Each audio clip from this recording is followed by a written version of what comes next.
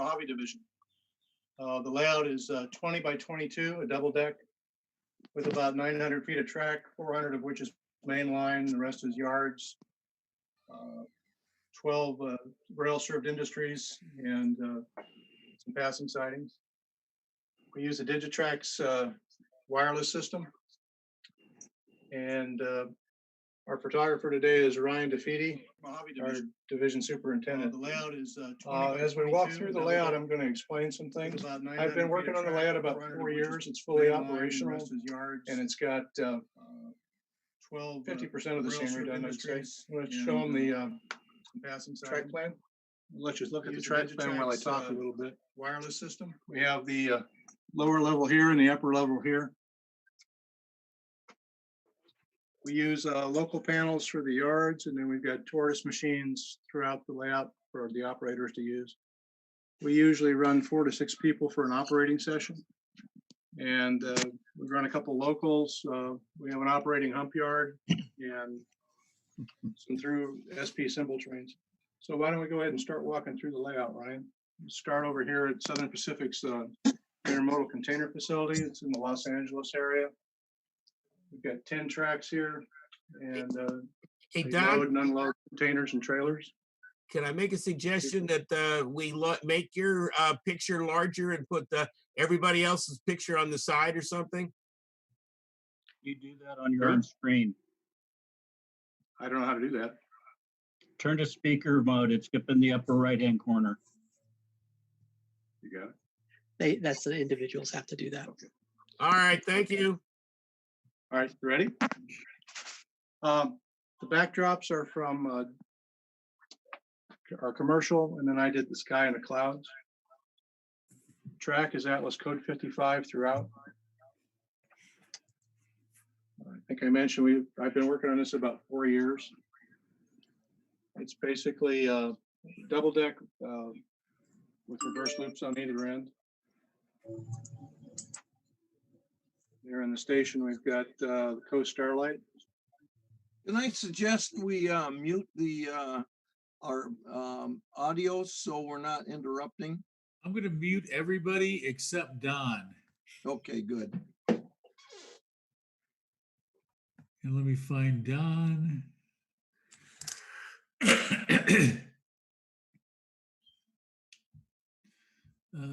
Give me a second here, guys.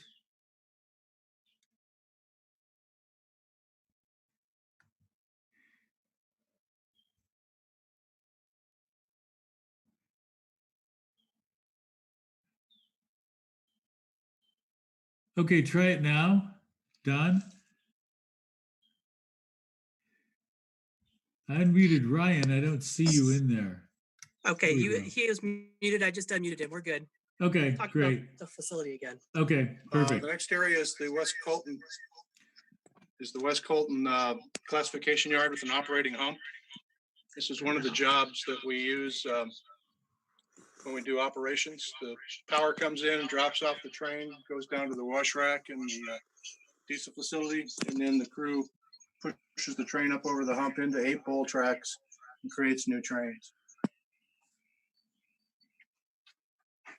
As we move on down through the yard, you see the grain elevator. It's another one of the industries that we serve. And then we're coming into the city of industry, which is still in the design phase. Down on the end of the peninsula, we have an auto rack unloading facility. Got quite a bit of equipment for that. I accidentally double ordered on my auto rack, so I figured I might as well do something with them. So put in an auto rack facility.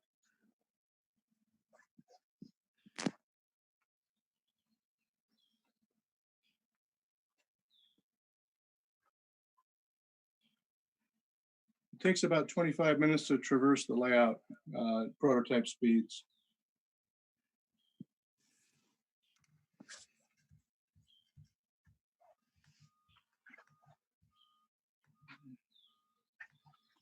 I designed the layout while we were on a trip. We were on the Coast Starlight going to Seattle, and sitting in the club car and met some other model railroaders while I was doing it. So that was kind of fun. coming in on the other end of the yard now. Be able to see the diesel wash rack where that's going to be, and then the diesel service facility. The panels for the yards are diode matrix. So you push one button and it sets all the other turnouts for the route that you want. The diesel service facility is scratch built. It's based on the one at West Colton. That's where my dad last worked before he retired. And then we come into the arrival departure tracks. We've got trains can stage here for getting ready to go out onto the layout on the main line or coming in to be pumped at the classification yard.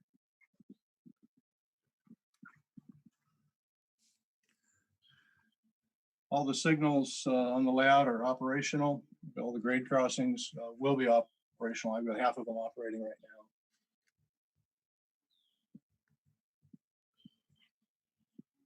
Leaving the yard, we head into the Cajon area, coming through Cajon, and then heading into our second tunnel.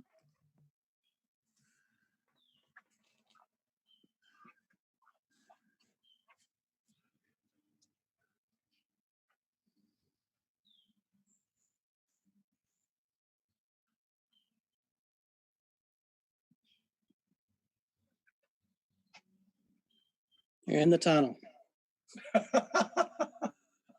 Go on around. I'll stay behind you. All right, we're out of the tunnel now. We're coming into our first town of Palmdale. Palmdale's still in the design phase. Hey, Don, quick comment. You got tunnel clearance now? Yeah, we do. Thank you, Chuck.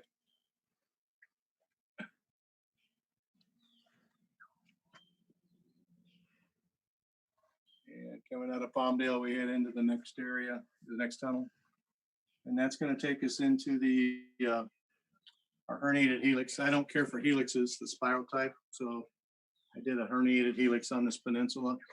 We gained about 10 inches of elevation at a 2% grade. Up on top, we've got a California Division of Forestry facility. As you know, we have a lot of wildfires in California, so we have to be ready.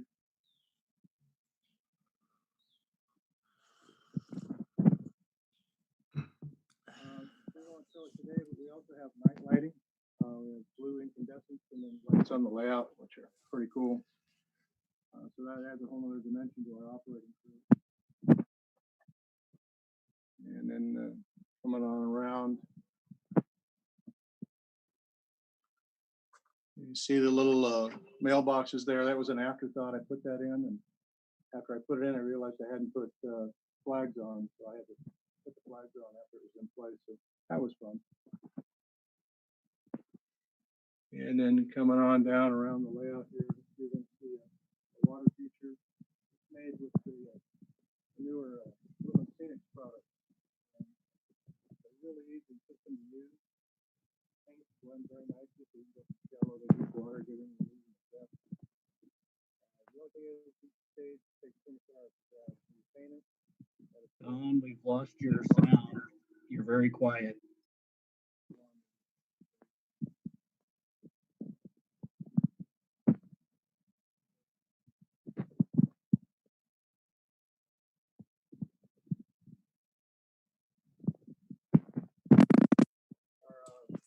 Mainline minimum radius is 20 inches.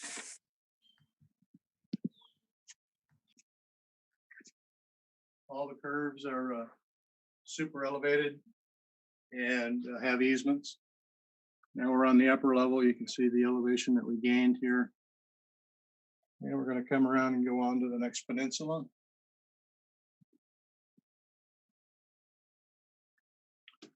We have about 400 feet of main line. Takes 25 minutes, prototype speeds, to traverse the layout. As long as you don't encounter any red signals.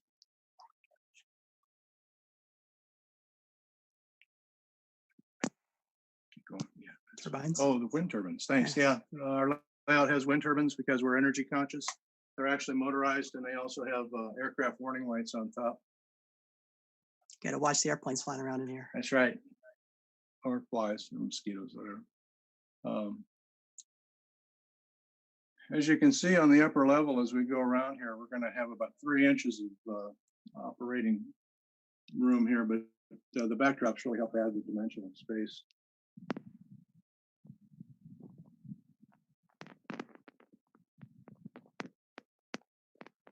We come around the curve, you're going to see our connect line. I didn't have room to do monolith, so we have many of those.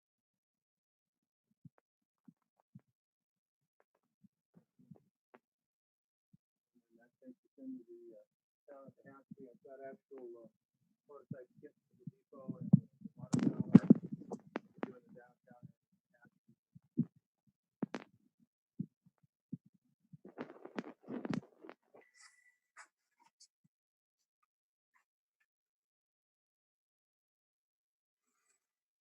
And then we head into our next tunnel, and I'd put a couple houses up on the hill. That would be my dream, to have a house in Tehachapi overlooking the railroad. And then we have our next water feature, which is a little stream rolling through here. Got Amtrak number 14 up above.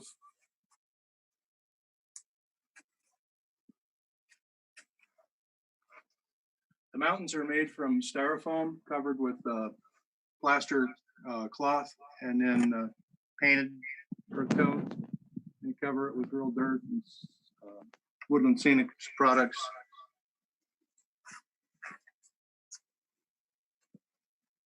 My granddaughter likes to help with the scenery. It was her idea to have a little guy walking his dog here. And now we come into the loop.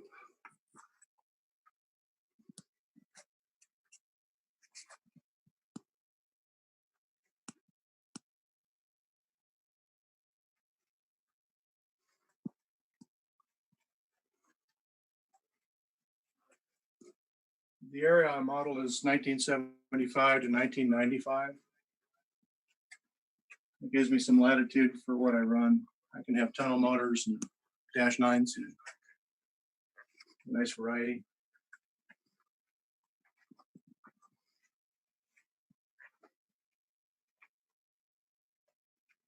Don, before we switch to the next person, how long did it take you to build the layout? We're about 4 years into it. Okay, cool.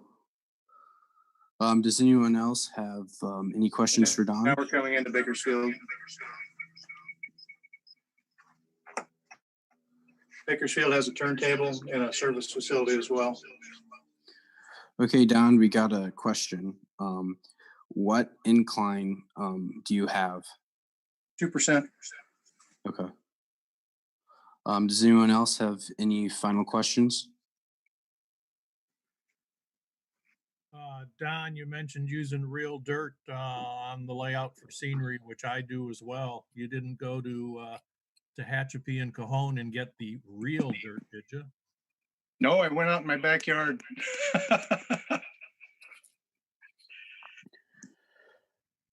Okay, so we're going to switch to the next layout tour. John, you're up next. So do you want to unmute yourself and start sharing your layout? Okay, I'm unmuted. Can everyone hear me? Yep. Okay. How did you do the water on that last on the first river that you showed?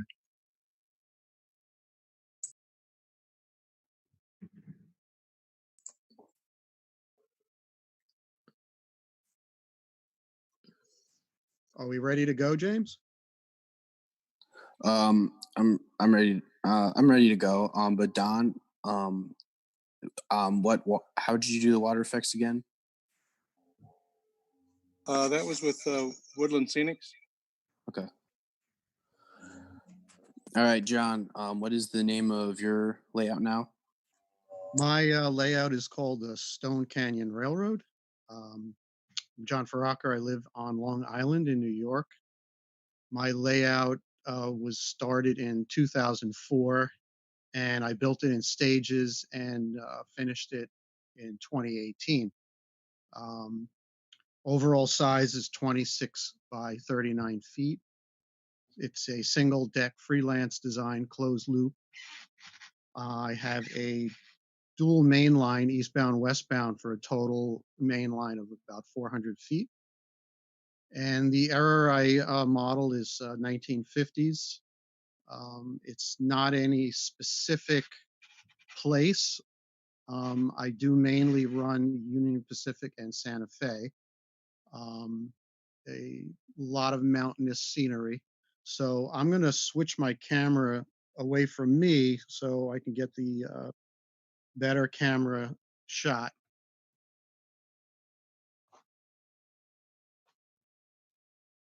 Now, James, I'm seeing someone else on the screen. Is there any way you can get it so that I'm seeing my screen or my camera?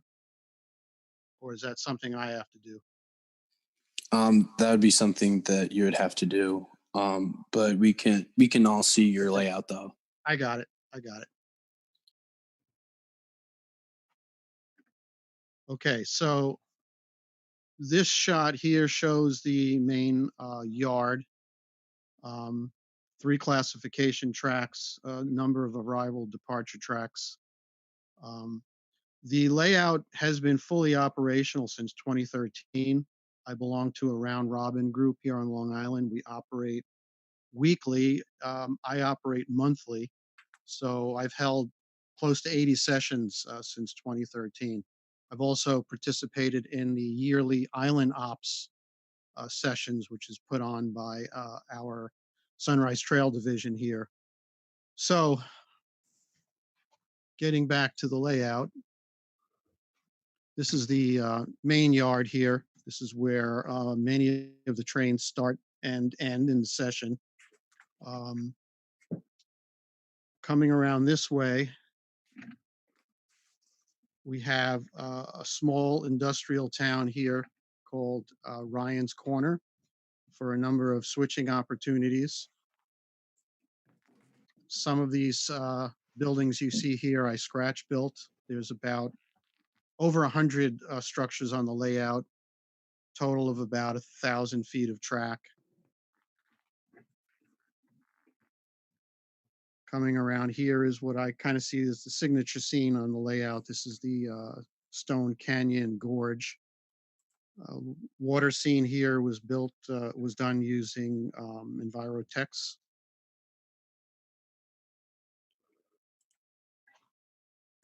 Coming around this way, you could see the mine. We run a coal train during ops. Coal train runs the layout, does pickups and setouts at various industries, and then comes up to the mine and does a full mine swap train.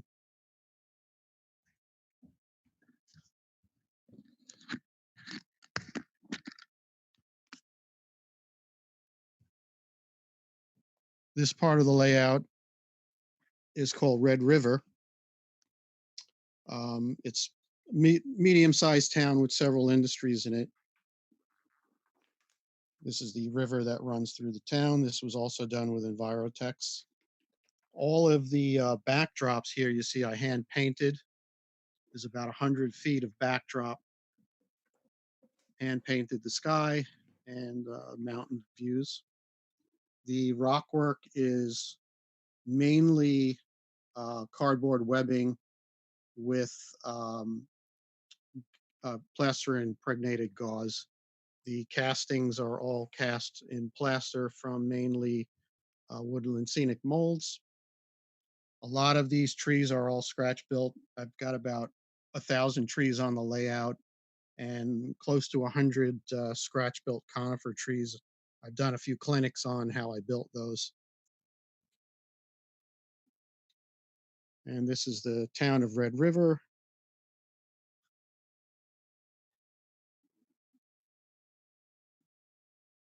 This section here is a logging branch. This is the last addition I added to the layout about 2 years ago. I wanted to enhance operations with some more switching opportunities and more industries. So this is about a 14-foot long by 2 feet wide, roughly, addition. I created a small river scene here. Scratch built logs. And again, hand painted backdrop. And this tail track just runs out. Basically, this will run up into the logging area. And if you use your imagination, down here we have a runaround track for bringing cars in and out. We switch pulpwood and lumber. We also bring in freight cars for supplies and fuel. Coming around to this side, this is another peninsula on the layout. This I added in 2013, is right after we started operating. I really didn't have a whole lot of operating switching opportunities, so I added this peninsula, which added about 13 industries, and this area can keep 2 crews busy for a good part of the 3-hour session. The layout is fully skirted and light valance all around the layout. On top, I went with black for top and bottom to give a museum quality look. As some of the other guys were talking about before, I use all real dirt for all my scenery. I go to a local baseball field. I find that they usually have a good pile of infield dirt, which is just the right color. I focus very heavily on scenery. I kind of consider model railroading an art form, and my goal was to build the most highly realistic scenery I could. Spent a lot of time on ground cover, use a lot of static grasses, a lot of different techniques of putting it down, lots of super trees. I'll come around to the engine facility. I run a lot of big steam. Also have a lot of steam engines weathered and as well as rolling stock. Here's a UP Challenger. I've got a fully operational engine facility here, 130-foot turntable, 12-stall roundhouse, sand and cinder and fuel. So during ops, I have a full-time motive power hostler who spends the whole session here bringing power in and out. In back of the engine facility, I have a full city scene that I built as a kind of as an afterthought. This was a corner of the layout that really had nothing in it, and I decided to elevate above the rear tracks, and I built this city scene. Spent about a year and a half laying it out and populating it. A lot of downtown deco buildings here, as well as some scratch-built buildings in the back. This is also fully lighted. All the buildings have lights in them, street lights. This track up here is non-powered. It's just a scenic element. John, do you use different scaled buildings in the back to give it depth? I didn't in that scene because that scene is fairly shallow. Mainly just background buildings cut back. Some of them are scratch built. I will show you the last area here, which is my staging yard. So in back of the layout here, we've got the main line and the staging lead, and there's also a passing track. Back here is a 11-track staging yard. This is where the bulk of our operating trains start and end. Come out, there's a lead, an eastbound lead that goes out towards the eastbound main line. The westbound main line lead actually is right here, and it goes under the layout for about 75 feet and then emerges. I don't know if I can zoom with this here. So the westbound emerges right under that bridge. There's a little tunnel portal, comes out onto the main line. And here's a shot you could see up here from looking down at the entire yard. So I'm going to switch my camera back if I can figure out how to do that. Here we go. And that's pretty much the tour. Anyone has any questions, I'd be happy to answer. Oh, by the way, I also run Digitrack's radio duplex system.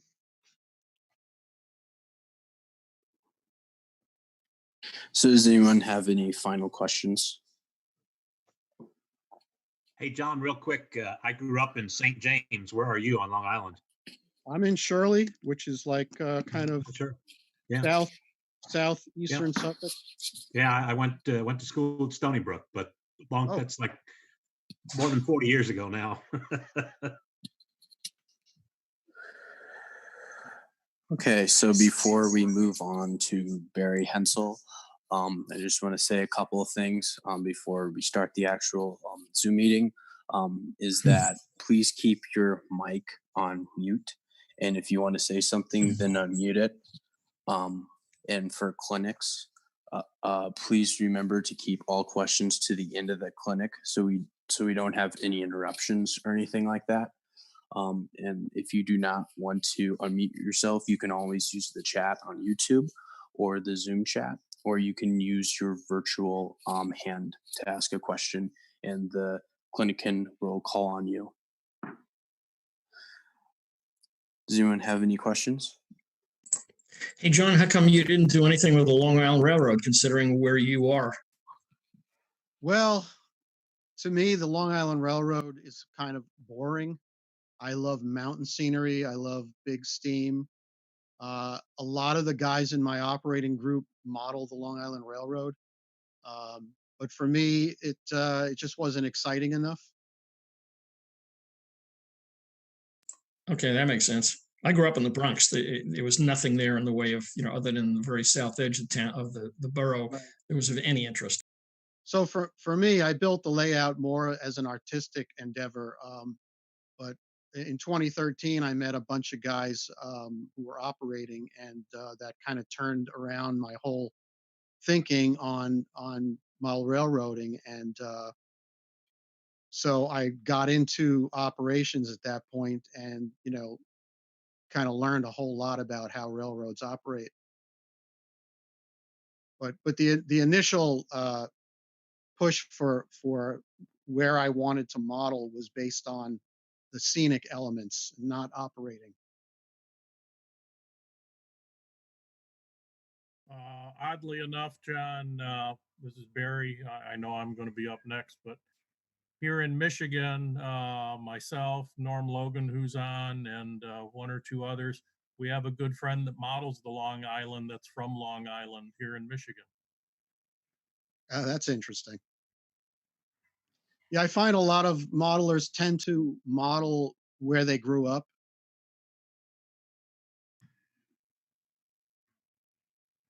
Okay, Barry.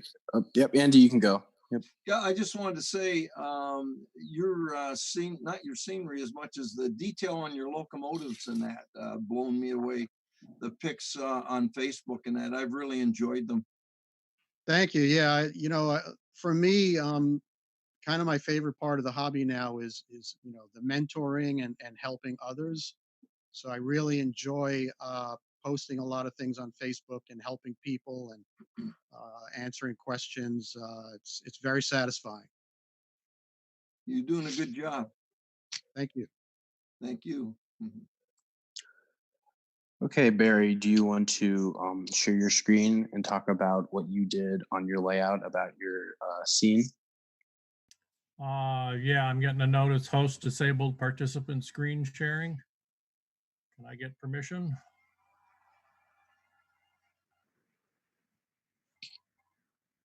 Pete? Where's Pete?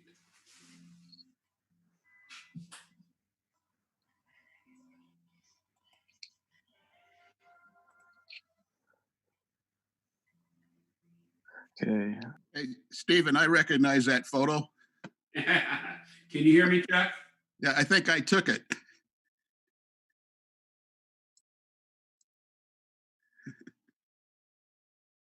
I can't hear you. Can you hear me now? Yeah. There you go. Yes, yes. Yeah. We both Oh. had our cameras going. Yeah, I was laying on my stomach when I took that photo. Well, Okay, I still can't share my screen, so.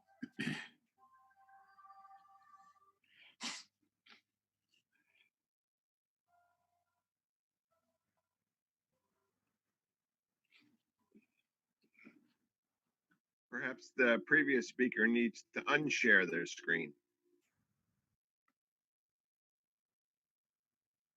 Okay, Pete, you need to allow everybody to share their screen.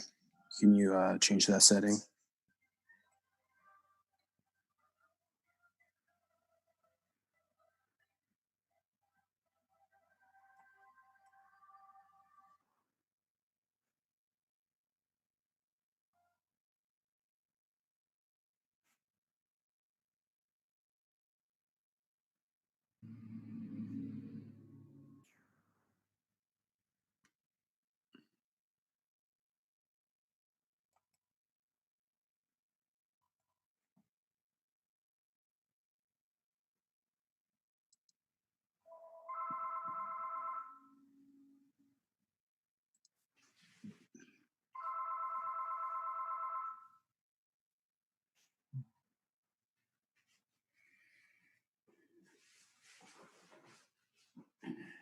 Sorry for the wait. Still waiting to try and share my screen. I've got a PowerPoint presentation to show.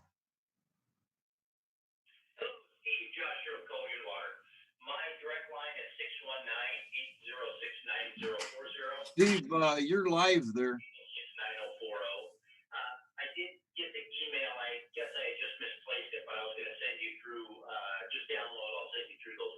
Steve, can you hear us? Hello, Steve. You're live there.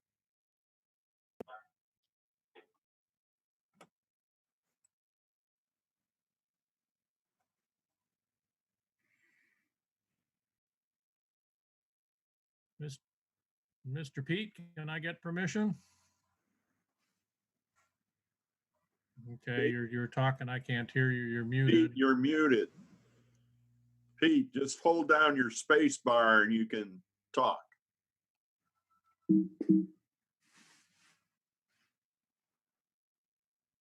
For some reason, I'm getting Steve all the time, big picture. Yeah.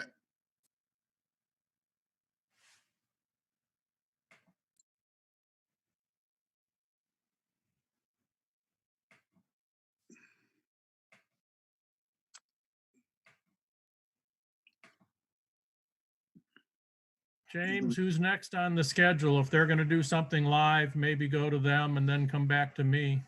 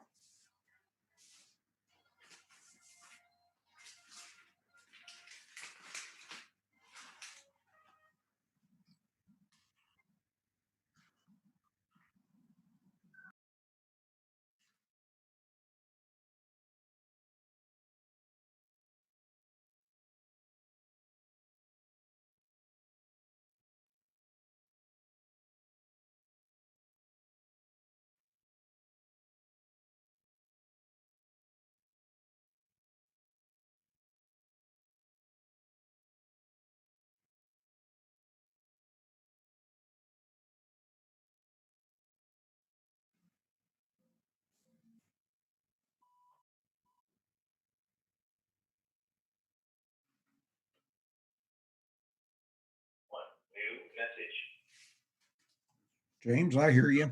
Yeah, I got you, James.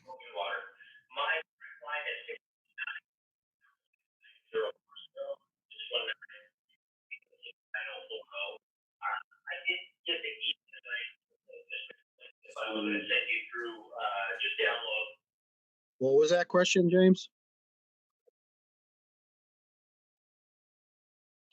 Okay, I can add to that. I use the CMX track machine, a clean machine. It's a heavy brass car with a tank that you fill with either IPA or acetone, and it runs the layout. And I've been using that CMX clean machine for over 10 years, and I only have to run it about maybe once every 3 months. And what I like about it is I have a lot of hard to reach areas. I have a lot of hidden trackage, and I can just run it through once or twice around the layout, and keeps the track really clean. I also use a box fan I have in the basement with a filter taped to it, and I run that 24/7, and that captures a lot of fine dust. And I've posted that many, many times on Facebook, and I always get a lot of positive feedback. And I think that's one of the reasons why I only have to clean the track about once every 3 or 4 months.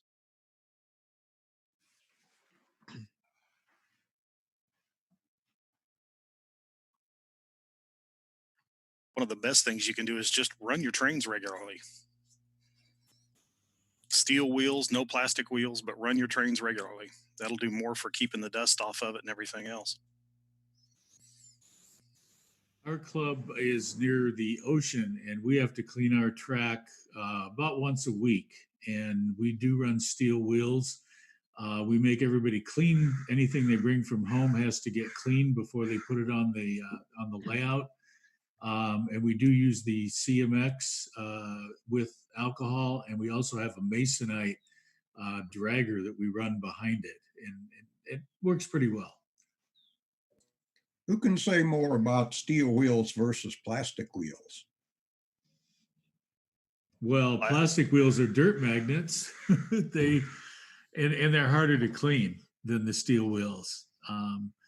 Our club requires people that are bringing in equipment from outside to put them on a track and run them over an alcohol-soaked paper towel. And you'd be really surprised how much dirt that these things have, and that's helped a lot. Another thing I did for cleaning wheels is I purchased a small ultrasonic cleaner from Amazon, about $35. It's mainly used for jewelry.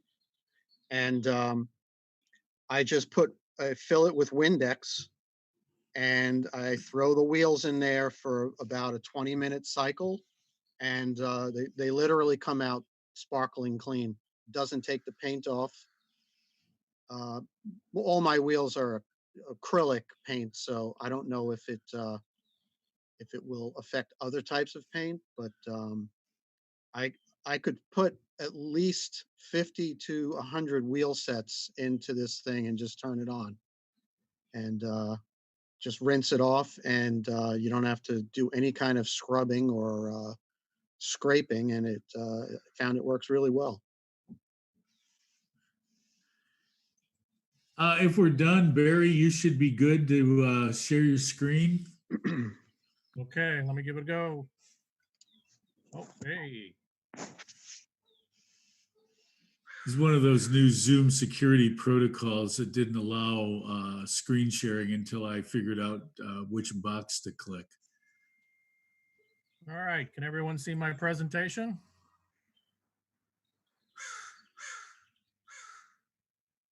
Yes, sir. There it is. Looks good. All right, thanks for having me. Appreciate it. James twisted my arm for a week or two to get me involved. So he wanted me to do something on a scene that I've detailed and what I did. So this was something that I have recently just done.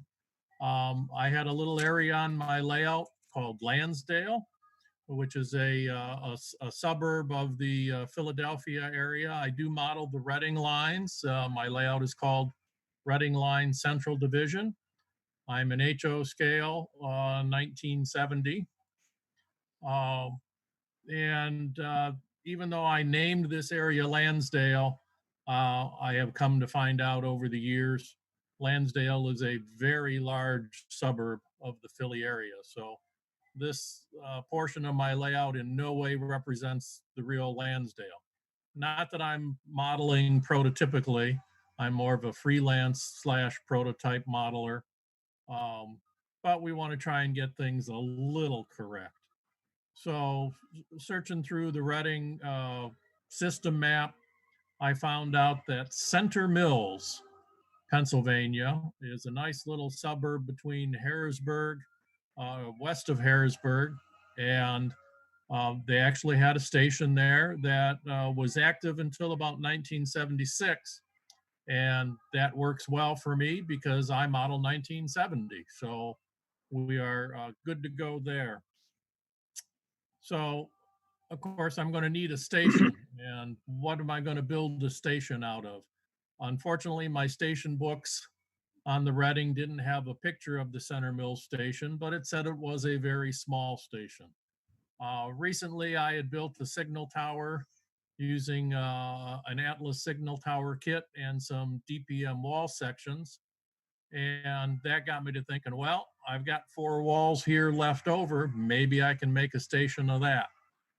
So we went to work with those 4 walls and came up with a small station.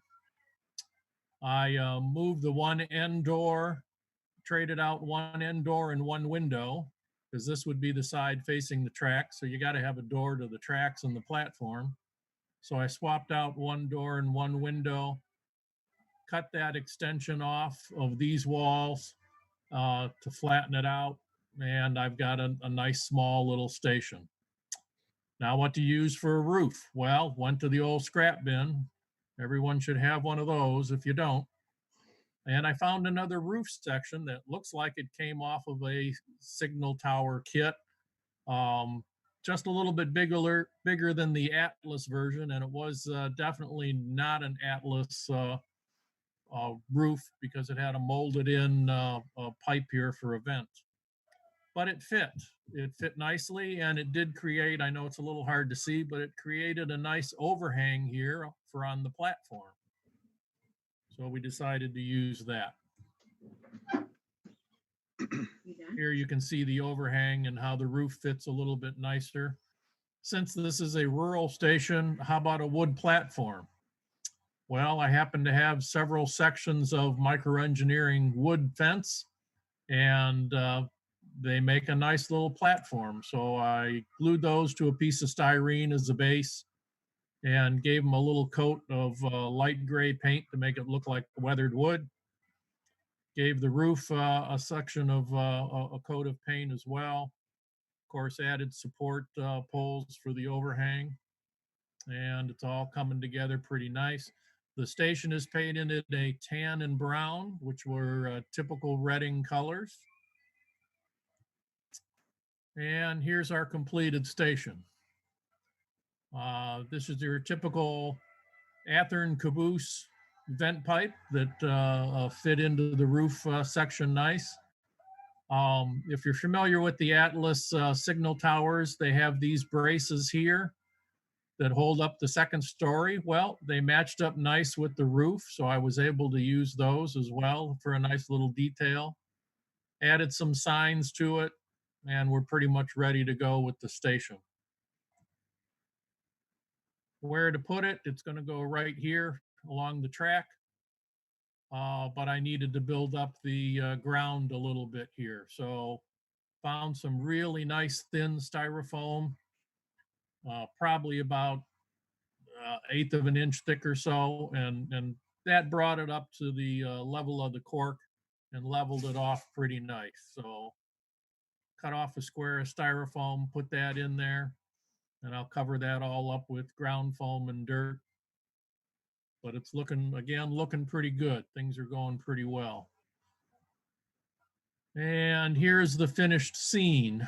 Once I got the station in place and the scenery around it, there was extra room here, and I had this Rick's house sitting around for a long time. Well, let's add another resident to Center Mills. So redid the house a little bit, cleaned up the paint and trim, glued some of the pieces back together. Here's some more picket fence out of the micro engineering picket fence fence kits. So now we've got 2 residents, whoever's living here in the trailer and in the house. Here's the station. and the scenery. Looking pretty good.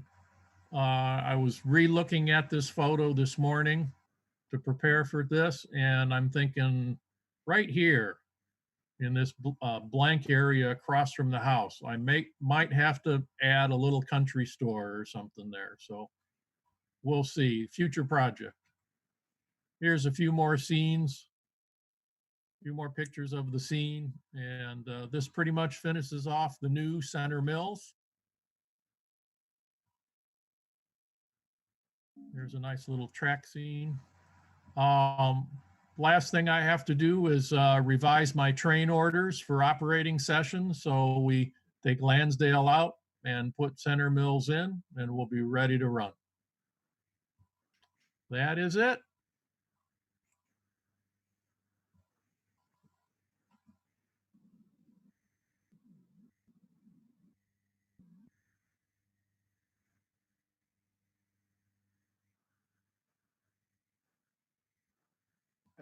Just a comment, absolutely excellent.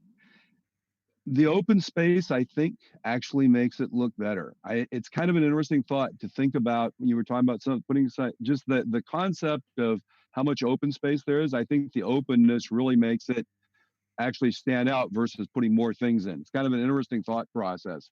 Sometimes I think we overbuild our areas. Indeed, I understand what you mean, Phil. Appreciate that comment. I will give that some consideration. Yeah, like I said, the thought of putting a little country store just came to me this morning. So no rhyme or reason that it'll happen, but we shall see. Cool.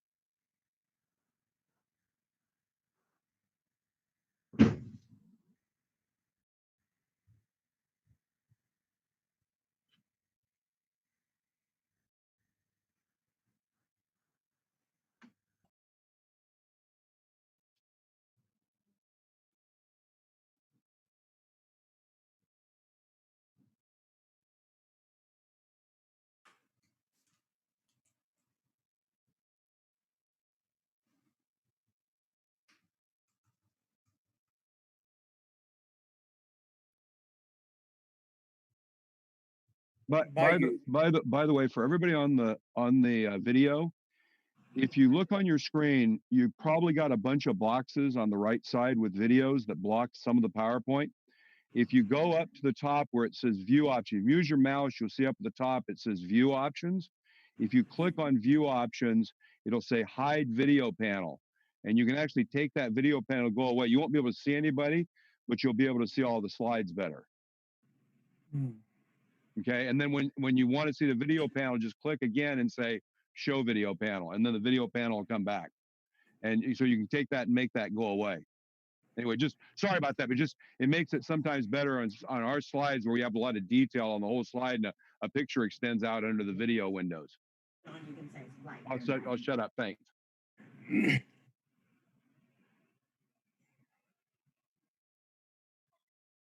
Yes, sir.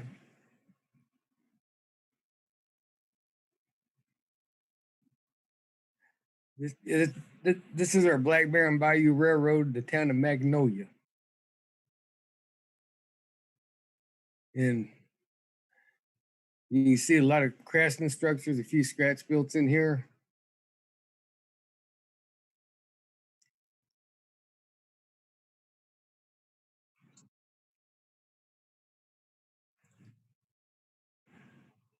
That's just some powders. I had that stone wall got from Monster Model Works, and it warped too much to really use it when you got it wet.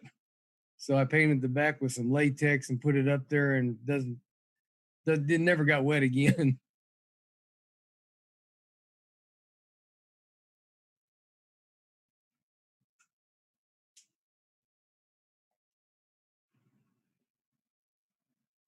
There you see it. Okay, that's I'll go ahead. We have dual gauge. We have HO and HON3. Downstairs, we have a mushroom style layout. It's a mushroom track plan. Downstairs is HON3, and upstairs is 100% HO scale. where did you get the movie theater facade and the sign overhanging in the front? Well, that was a Christmas present from Santa Claus to my wife, and gave us the inspiration to do this town. Actually, we wanted something on the lower end, low end district, I guess, in a seedy side of town, and she built this herself and did a marvelous job. Looks great, Leo. So that movie theater is basically scratch built. No, It's no, not this a- is all a kit. This whole block is a kit. It's a FOSS kit. FOSS scale. Okay. Yeah, they're individual buildings all sandwiched together. I guess all I can say is you married well. So she's really talented, let me tell you. You show her once and she's got it. You got to have one or two jokes over a couple of hours. So yeah, great job picking your wife. Well, thank you. I think she liked all this seedy part of town. So I think in a former life she must have been a stripper. But the modeling is just excellent, just outstanding. Yeah, thank you. Your lighting is really good too, because there's, you're not losing anything in the shadows. So wherever you got your lights pinned, they're perfectly lined up. Well, thank you very much. I used the aluminum encased LED bars, and I did that about 8.5 years ago, and I was pretty new in it because I called the LED place and told them what I tried to explain I needed for a layout. What's a layout? I said, model trains. So I finally said, well, like a museum display. Oh, now you call over, you tell me you're doing a model train layout, everybody knows what it is. I've got 111 of them on the layout.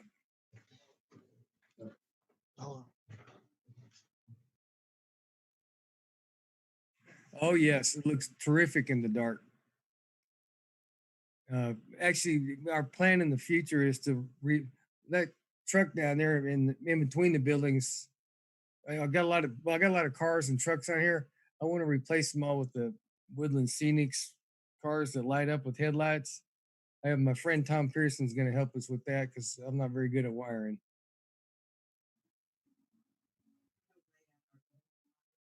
Yeah, almost every structure's lit. And if you look in the windows upstairs, there's details in every window.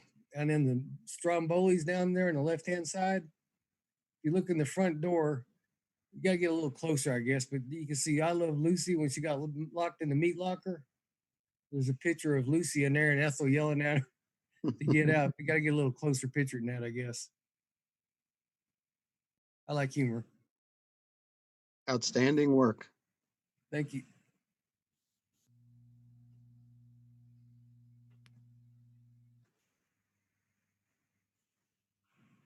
Yes, most Magnolia's probably all but 3 buildings are kits.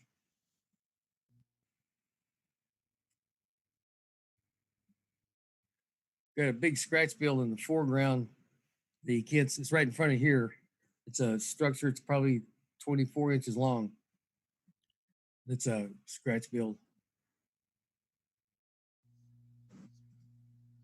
It's a DPM and a Bar Mills kit there.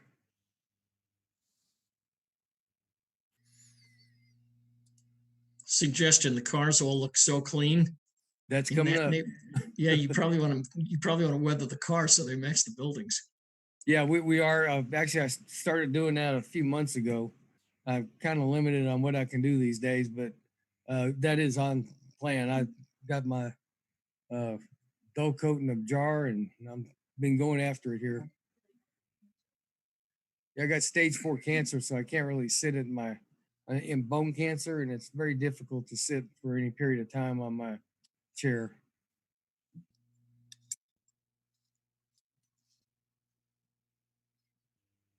That's one of my favorite scenes there. You can see people in the upstairs window and the old man on the porch back here on the left-hand side.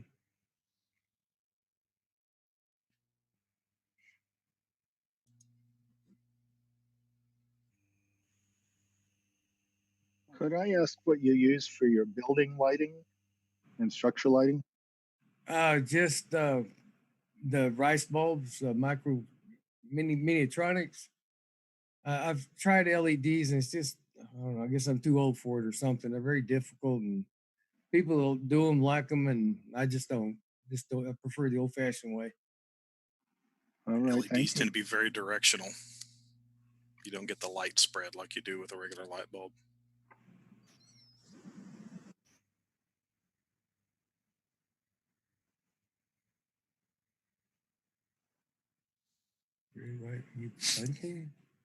Oh, for your awning. Oh, the red and yellow. Yeah, that came in the kit. Either that I bought. Bar Mills made some awnings. Either came in the kit or it was the Bar Mills. I've got both in my. Yeah, they're really nice. They're very easy to put up too.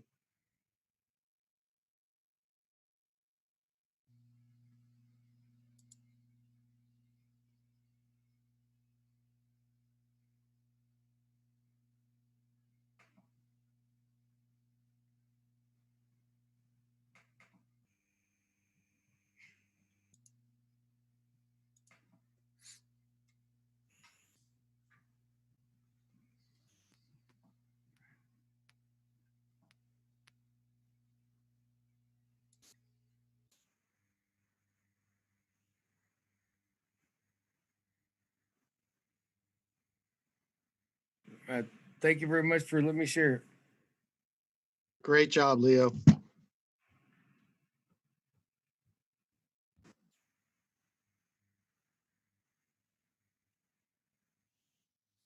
Certainly. Welcome. Good afternoon. Good morning, everybody. My name is Dwayne Richardson. I live in the Dallas area. I primarily model HON3 in southwestern Colorado. My dad and I are both master model railroaders. In fact, you may recognize Dad's name. He was the National AP chairman for many, many years. But we do a fictitious railroad in southwestern Colorado designed to be a sister railroad to the Rio Grande Southern. And I kind of put this clinic together, and I've got a weathering clinic that I do that's very similar, that is not so much a how-to, but a where and a why and kind of a philosophy behind all of it. So I'd like to get everything kicked off here. This clinic's called Details Make the Difference. My URL there's at the bottom of the our website there at the bottom of each page. It is woefully out of date, but has a few things out there. I've got to get on and get it updated. But how many times have you guys heard this? And you show off your layout to friends or non-model railroaders and they, oh, you have toy trains. And don't you just hate it when they say that? And it's like, no, I'm a model railroader. There's a difference. And they ask you, well, what's the difference? And it's the details. It's all these little things that we add to it that take it from being the Lionel that we ran around our Christmas tree as kids to what we have as displays now. It's what makes it change from a toy to a scale model. It's what makes it look real. And here we're going to talk about a lot of different things that'll help make the railroad stand out. So we're going to talk about and kind of break this up, a little bit of philosophy. We're going to break it into the sections for cars, locomotives, structures, scenes. And we'll start off with philosophy and what to detail and what not to detail. And here it's pretty straightforward. If you can see it, detail it. If you can't, then what's the point? I personally like doing a lot of interior details. It's not something that's for everybody. And I do get a lot of people going, well, why would you do that much effort for something that you can only see through a window that's 3/4 of an inch wide and about 1.25 inches tall? And it's one of those, because when I turn the lights on, you'll see it's there. And it's something that I do a lot of contest modeling. For foreground models and contest models, you really have to have a very high level of detail. And so much of what we do in model railroading is smoke and mirrors. If you detail out the front of the layout and really highly detail it, and then everything about a foot back can have about 2/3 to half that level of detail. And then everything in the back can have even less detail than that. But your mind will see all this detail up front where it can really get a good look at it.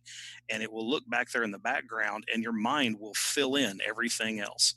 It's really wild to look at a scene where you do that and you just instantly fall in love with the way that thing looks. Yet there's only one or two things sitting around in the back when you've got a ton of stuff up here in the front. So it's working through that balance, kind of, sort of. But at any rate, working through these things, it's something that you kind of have to get a feel for what you want to do. If it's a contest model, you've really got to go all out. It really needs an interior. It really needs to have the rafters in it. The roof needs to come off, that kind of thing. Do you need that for your railroad? Not necessarily. Having a removable roof is kind of handy if you're going to, need to maintenance your lights and stuff like that. But for the most part, it's kind of to your own individual tastes. If you've seen George Celios's videos on the Franklin and South Manchester, the very first video he came out with on the first phase of the layout is stunning. I've wore out copies of that back when I bought them on VHS, and I've gone through 2 or 3 copies of the book. And then in subsequent videos later on, he's even come back and admitted there's too much detail there. And to some degree, when you start thinking about it, he's right. So breaking this down a little bit is kind of where we're heading. So with cars, do you need brake rigging on everything? No. I'm getting Anthony to come over to your place. If you're putting a model in a contest, then yes, you need brake rigging in it. If you're having it judged for the achievement program, yes, you need to have all your brake rigging in there. For operations, you really don't. What can you see from under the car? You can usually see the air reservoir, the air cylinder there. Other than that, you can't see it. So why put it on there? It's something that's going to come loose, fall off. And as anybody who's operated a lot on their layouts at home will tell you, it'll fall off when the car's in the tunnel where it's hard to find it, and it's going to cause a derailment right in the middle of an operating session. And you're going to have to call a halt and crawl underneath the layout or get the grandkids to come in and dig back in there and try to find everything that's come off the rails. So it's a practical thing as well. It's and a time saving effort too. It takes quite a bit of effort to put brake rigging underneath a car. This is a car I built from scratch. It's a high side gondola. This is a very common car in Colorado narrow gauge railroading, especially very early on before the drop bottom gonds came along. This has full brake rigging underneath it. If you model cars that have truss rods, give you a little hint that unless you've really worked for the railroads or knew somebody that worked in the railroads back then, you may or may not know. The old term riding the rods that the hobos would use, they weren't actually inside the boxcar like the way we want to model it. They're usually laying across the truss rods underneath the car. And they would put a wooden block, just a piece of wood between the turnbuckles. So you'd have the outside turnbuckle going to the next one would have like a 1x4 or something like that would run from the opening of one turnbuckle to the next, and then the outside one on the other side coming inwards would have another bar in there, and that's to keep the turnbuckle from vibrating while it's going down the road and then loosening up the truss rods on the car. And it's a detail that's very commonly missed, but it's a nice add to have. On these kinds of cars, then yes, you need your queen posts, you need your truss rods running through there and things like that. Maybe the odd hobo tucked up underneath the car is a nice touch, but beyond that, you don't need a lot of detail underneath. Worry about what the people can see around the outside of the car. All the bolt heads there going up the staves, they're holding the sides on, all the little rivets on the side caps, things of that effect. Those stand out to somebody because it's very visible and you can see it. Roofs of cars. This is something we don't see a lot of pictures of. And if you've not worked for a railroad, and especially worked for a railroad way back in the day, because most cars don't have that now, roofed walks were very common for many, many decades. But one thing that most people don't know is they typically didn't paint them. A painted surface, when it gets wet and you're walking across the tops of the cars while it's going down grade, is very slick. So a lot of times they would paint the sides of it. So when the railroad inspector came walking by and he looked up on top of the car, he'd go, "Yep, roof walk's painted," and he'd check that off. But even the inspectors realize that if you don't paint it, it gets a little bit of a rough texture to it over time. And yes, they'll rot and they'll have to replace it, but it gives the foot a little bit of grip for when they're actually moving. If you're doing steam era, don't forget to put cinders on the roof. It does not take very long for a car to sit on a siding with several trains a day going by it to end up with a large stack of cinders. It's if you've ever ridden the train out of Durango, for example, when they make the stop in Rockwood to check out the brakes, do a quick pump up before they creep out onto the High Line, they've got a car parked there for the maintenance of waste supplies, and it had been there. I asked the guy; he said it had been there about 7 to 8 days, and there was about a 2 to 3 inch stack of cinders clear across the roof of that car. So it's Obviously, moving is going to shake some of that off, but having them up around the ribs on the roof, up underneath the roof walk edges, things like that, is a really, really nice and a very cheap detail to add. You can do it with a little graphite, powder it up on a little bit of sandpaper, put a little bit of flat paint on a little bit of flat Vallejo varnish, and then sprinkle that into that varnish and let that not only flatten it, but allow it to be an adhesive as well. And it's a nice detail for your cars. Diesel era has a little bit different detail. You can do a lot of soot still with that. Crank up your airbrush and shoot the paint almost unthinned if you can get it to come out of there, and set the car way down on the tabletop and get a couple of 3 feet up above the car and shoot it so that the paint is almost dry or dry when it lands, and it'll give you a very nice sooty effect on the top. Here's a good example. This is a caboose on the Cumbres and Toltec Scenic Railroad. You'll note here they've painted it. And when you go to one of these things, especially like the Cumbres and Toltec, or go to Durango, or you go up to Golden for the Narrow Gauge Museum, or wherever your standard gauge museums might be, you're going to look at all that and maybe climb up on the top of one if they'll let you, and they go, Dwayne's wrong. Here's the difference. Most of these things are in museums now, and they want to protect their piece. So they're going to paint them up on the top and underneath. And the underneath sides were very seldomly painted by most railroads, mainly because it was a waste of paint. Railroads invented copper wire stretching pennies. So if you got to pay a guy to paint it, and you've got to hide the paint, they're not going to do it. So it's very, very common for cars to be raw underneath. And like I say, these roof walks were another good example. But you can see this one's kind of been let go over time. Cinders can be even as light as that. I've since gotten where I like them a little heavier than this, but this was the top of a reefer I did, back probably 25 years ago or more, maybe. Faded lettering is one of the #1 details that most modelers actually miss. A lot of times we'll pull our box cars out of the box. We'll get an old Athearn Blue Box or an AccuRail or something like that, and we go straight to the weathering materials. It's all the grease, grime, dust, rust, and mud, and we start throwing everything on it. And the problem you end up with then is you have this very nice, crisp, clean lettering underneath layers and layers of dirt and what looks like years worth of grime, but yet the paint underneath it looks brand new.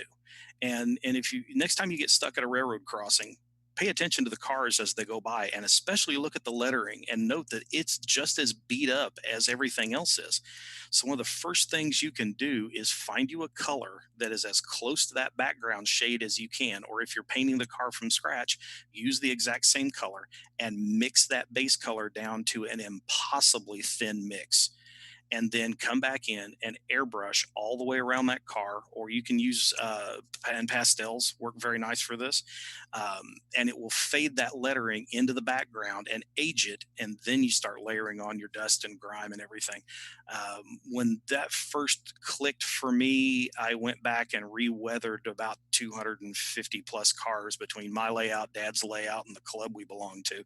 And I spent months just shaking my head, believing I hadn't thought of that one first, but it is really the #1 thing, and it's stunning how often that gets missed. This is a rider gondola that I built as part of my AP program process, and modeled after some that ran on the Rio Grande Southern. It's basically your generic gondola that's been converted with some seats.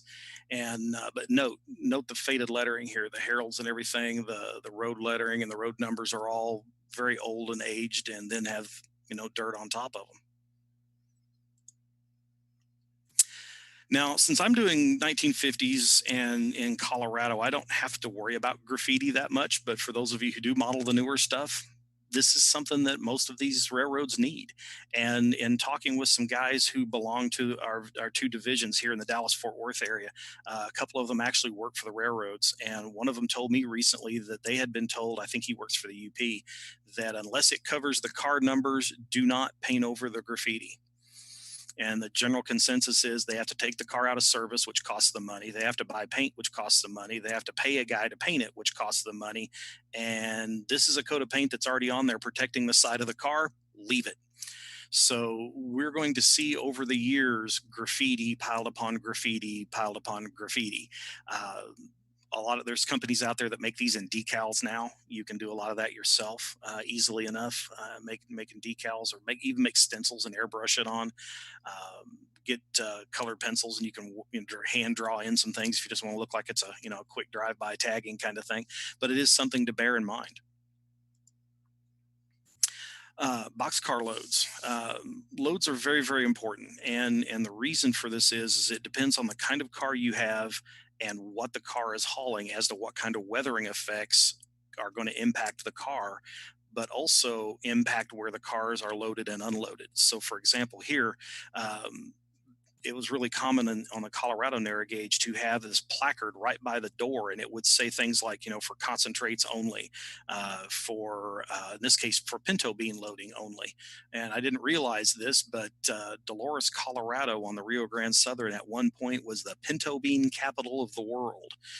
Not what I would have expected in Colorado, but they hauled quite a few of them out of there. You'll note this one here is for concentrate loading only between Montrose and Ouray. Note here that had a new roof put on it in Alamosa in June of 1925. Little details like this, little extra decals you can add on, little signs like this are really, really nice. And you would think loading ore concentrates into a boxcar doesn't make a lot of sense, but they would, because they were worried about people taking them out of a gondola that's just an open top, they would actually come in here and across the doorways, they would put in two 2x12s and create two 2-foot deep bins, and then they would load raw ore in over the bolsters and create a couple of piles in there. Then they could lock that ore up and haul it into town. It was also very common for cars, especially if they were mining in the wintertime, they would go ahead and load them into a gondola and then wet the car down and let that freeze in place and let that secure the load, and then haul them into town. And then there were cases where it didn't get unloaded till spring when it could melt. The Gilpin ore area up in just west of the Denver area, they would actually had a heater house because the ore was so wet coming out of the ground. By the time they loaded it up at the elevations, it would freeze in the car. They'd bring it down the grade, run it through this warming house basically to warm the car up, thaw the ore out so they could get it out. So, it all depends on your railroad. So it pays to know your prototype, or at least know a similar prototype if you're like I am, and do your own thing. Now, accidents happen. It's common on every railroad. In fact, I just saw some footage here the other day. It had another major derailment here not too long ago.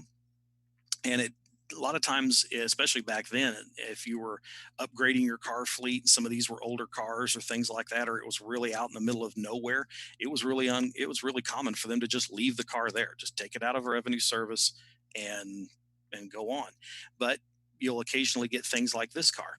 This is my friend Jerry Schoenberg from this area. This was, I thought, one of the neatest ideas I'd ever heard. It was hit by a falling rock off a mountainside, and it put a hole in the roof. Well, instead of going in and patching this piece of roof walk and taking the car out of service, they just sent a guy up there with a piece of sheet metal, banged the thing into place, and sent the car on down the road. So this has now aged and rusted and everything else. And it gives a very nice detail to the car. You only want one of those on the whole layout. One tells a story, two starts getting to be a little bit much, and if you've got half a dozen cars doing it, then you see it all the time, and then it's not anything novel. It's, oh, there's that one again kind of thing. So, the one car really makes a statement. Still talking about loads, stacks of crates, barrels, bales, ore, all of these things get hauled across our railroads. You can take vehicles. This is a kind of a John Allen trick, and I saw Harry Brunk used to do an article every month in the Narrow Gauge Gazette called Up Clear Creek on the Narrow Gauge, and he actually has one boxcar where he took a vehicle casting, cut it in half, and then stuck it in either end of the car so that when the doors open, you could see the front clip of one car and the trunk area of the other car painted a different color, so it looks like the boxcar is actually hauling two vehicles, but there's really only just the one in it. Most of the time, your box cars are locked and sealed, and that's something else that most non-railroaders, really don't know. So having the hobo sitting on boxes and it going down the road, he's got his feet propped up, watching the stuff go by, not exactly typical. Usually, if you see a car and it's moving and the doors are open, the car is empty. So one other thing to kind of keep in mind. like that car right there. I took that one on our club layout. Noticed it going by one day and went, "What's wrong with this picture?" And took it, and I was sitting there looking at it, going, "It's kind of a neat little detail." And then the more I got to think about it, I was like, well, "Why is the door open and not locked if there's freight in it?" So, but nice job of fadering the lettering, though. I will have to give him that. There's Harry's car. That's the exact one I just mentioned. So this is the just one car. He cut it in half. So we painted one in yellow and one in black. Reefers are a neat other car. If you model far enough back, cars hauling either sometimes even just simply loads of ice, but anything that hauled fruit, meat, things like that would obviously go into a refrigerator car. And these were cut with big blocks of ice in either end. And again, Jerry Schoenberg pointed one out that I didn't know about. Those doors actually have a very large rubber insulation plug underneath them. The model companies most of the time don't make that into that casting. So if we prop our doors up and have them running down the line with the doors open to dry the car out, you should see a big orange rubber plug underneath there. And it's a nice little detail, but I hadn't thought about it. And I got to looking around online and ran across this picture. So right now, he has his foot propped on the underneath side of that door, and he's got his foot propped on that seal, and you can kind of see it here as well. So this one even had a secondary seal. This one would lift up and sit down in the hole, and then the door would sit down over it. So again, nice little added detail that most people might not know about. This particular car actually had a somewhat of a seal plugged into it. Nice little add. And this is one that Jerry did with his. He would just take a piece of styrene and a square, and then would take it and cut it and carve it and give it just a little bit of an angle, and then paint it that kind of an orangey rubber color. And he created his own seals with them that way. Hoppers and gondolas are another nice touch. They haul a lot of different types of materials, and keep in mind, gents, they're not real dainty about how they load these things. They'll pull that thing up underneath a tipple of some sort and pull the lever, and they're dumping rock and dirt and everything else. It's going to beat up the top edges of our cars. It's like a flat car. When they start hauling things off of there, they don't very gingerly pick the thing up with a crane and very carefully lift it off of there. They grab a hold of it and drag that thing off the car, and it tears up the edges of the wood, beats it up really bad. They nail things down to it. There's all sorts of things that go on with those, and it tears those top surfaces up, and we should represent that in our models. One of the things, I showed you two different high side gondolas earlier. One had some people in it, but typically they were like the first one where they were just open topped. And in Salida, Colorado, they had what they called the Monarch branch, where you would run up to this hill, run up the hill at a couple of switchbacks to Monarch, and they hauled limestone back down the hill. And this would end up in Pueblo for a big steel plant. And they used that limestone as flux in the process for making steel. Well, to get it from the narrow gauge cars to the standard gauge cars, they had a rotary dumper there. But the problem is these cars were never designed to be stood up on their tops. And what you end up with is like this car here. You can see all these top boards are just all sorts of beat up. And it was very common along the Colorado narrow gauge to see staves spliced in here, because it ended up upside down in that rotary dumper, and it just wasn't designed to hold the weight of the entire car, and it would break those staves. So they would take another one and add on to it. Or in some railroads, you'll see this as a common feature when they went from a 3-board high gondola to a 4. Again, it's a nice feature. It breaks up the look of the car so that not all 50 of the ones you have all look the same. And here's a good example of this. You can see here they've added in these extra ones. And that's the rotary dumper. As they would pull it in, they'd have a standard gauge car up underneath it, and chains would pull the thing over, dump the thing. It would take 2 narrow gauge cars to fill up a standard gauge car when they bring them down from Monarch. Now, hoppers, again, not something I have to worry about in the narrow gauge, but for the modern guys, this is something that really takes a big beating. You really wouldn't think about it because you're sticking grain or chemicals or something like that into it. It's fairly small, fairly lightweight. They don't get beat up from a dented type of situation. Where they get it is a lot of this rust like you see on the top of this one. I didn't really know that much about it, but my dad worked for the Frisco for 14 or 15 years out of Springfield, Missouri. And he was telling me about when I found this one. I was like, well, why is it all rusted like that at the top? He said, well, when you get a lot of grain in one of those, it sets down in there where it doesn't load all the way down into the car, and that soaks up moisture and then holds it in place. And he said the ones that haul chemicals are even worse, because a lot of times then they'll get wet and that'll come up with some sort of caustic mixture, and it'll eat through the paint and then cause them to rust. So the tops of these cars are usually very, very rusty. And again, you've got a nice little bit of graffiti here. Stock cars is another good one, and another one if you're not familiar with how they're loaded, unloaded, and how that process works, you may not know all the pieces behind it. Putting straw on the floor makes a very nice detail. It's something that your eye will actually see it through all the slats in the car. But another thing that they used to do was they would put down a load of lime. And when they would pull in, you have so many hours from the moment you load an animal onto that car to get it down the road and get that animal loaded off again, either to feed and water and rest or just to water or whatever. But the clock is ticking. So typically the way we run our operating sessions is you'll come up and you'll spot a stock car at a loading pin and leave it.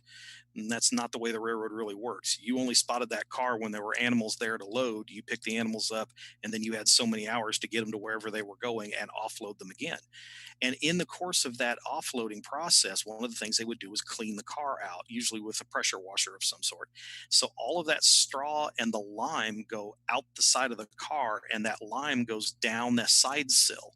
And this creates a haze of white down the side of the car. If it's a double deck car, you'll have one hazy line in the middle and another one down along the side sill. And it's a detail effect that most of us may or may not know to model.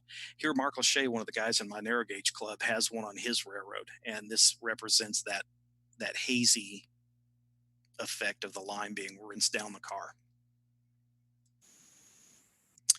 Tank cars, if it's liquid, it will spill.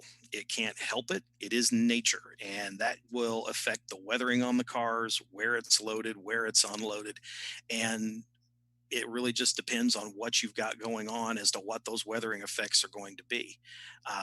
Like this example here I mentioned, if a car is hauling a water car for fire suppression, you might include a hose up around maybe the top of the tank or around something to kind of hold the hose in place for offloading for purposes.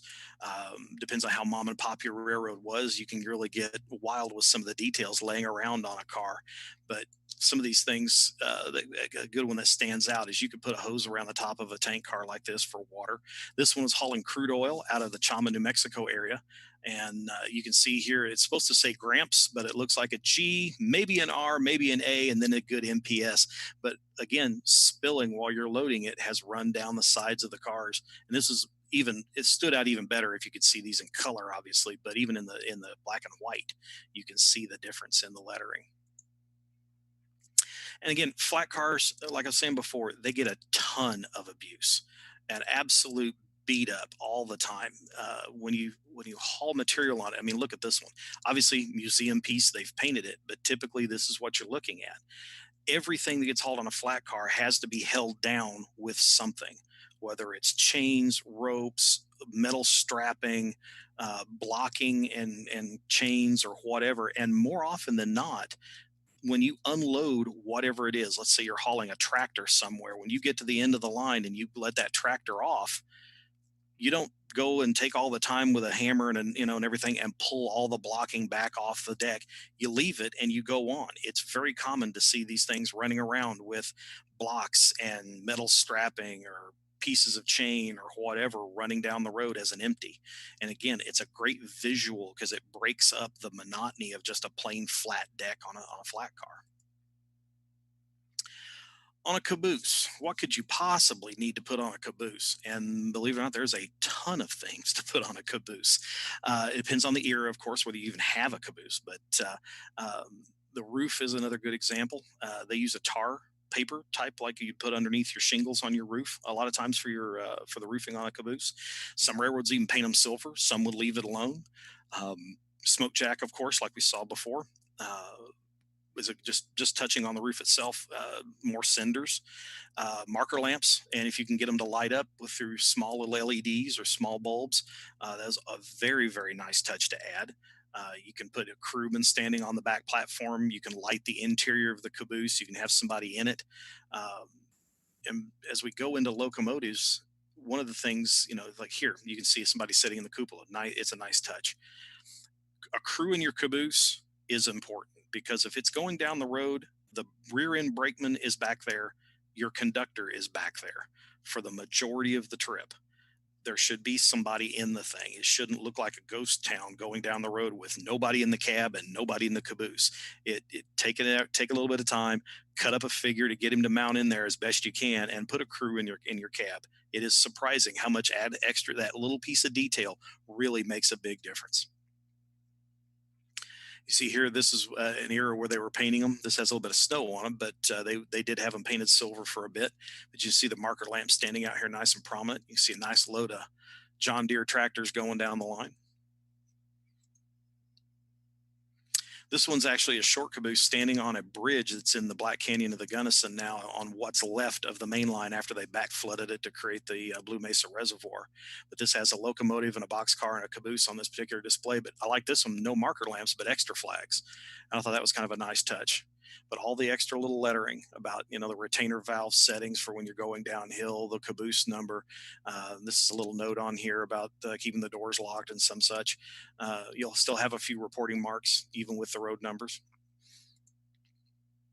Passenger cars are another very important piece. And when it comes, this is a side note, but weathering is just as much a detail as any other detail part. There are two types of cars that the railroads try to keep clean if possible. Reefers, because they're in food service, and passenger cars. Your depots are usually kept fairly clean, and your passenger cars are usually kept fairly clean because they face the public. You want to put your best foot forward. Now, if it's the employees, they don't care. If it might keep the rain off of them, fine. If they get a little bit wet, too bad. That's what we pay them for. That's kind of the mentality. I'm the first in 4 generations not to work for the railroad, so I got an earful of that when I was putting some of these slide decks together. And they're like, yeah, they don't care. It's not that glamorous. But for passenger service, they really do want to have their the nice clean equipment. People in seats, baggage adds a lot of detail. Most cars have some sort of overhead shelf above that you can put some things in. You typically can't see that when you're after you've got the roof on it. But for a contest model, that's a big ad. But people in the seats, you can get online, places eBay, and just there's actually a website, honest to God, called webehonest.com. It's a company out of China, and they sell all sorts of things, but they do have model railroad things in there, and you can buy bags of like 250. I think they come in 50, 100. 250 and 500 people in a bag, and they're cheap. I think a 500 bag is like $10, something like that, but they're unpainted. So you're gonna have to go back, and they've got them standing, they've got them sitting. They are not the end all be all figures. They are not nice detailed pricer figures like most of the HO guys would be used to using. They are very generic, very plain, but for seated figures to have them in a passenger car, they're perfect. To have them inside a building to represent somebody in there and showing that the building has life, they're perfect. And it allows you to use the more expensive, well-detailed figures outside and up front where you can see them. These are background figures and interior figures. And for passenger cars, they're perfect. This is a passenger car that my father scratch built, kind of modeled after the Silver Vista that ran on the narrow gauge, and modeled this for our railroad. Completely scratch built, and every one of those panes of glass is individual, and they are real glass. He cut them out of microscope slip covers, and that was a very, very tedious build, but he did a great job with it.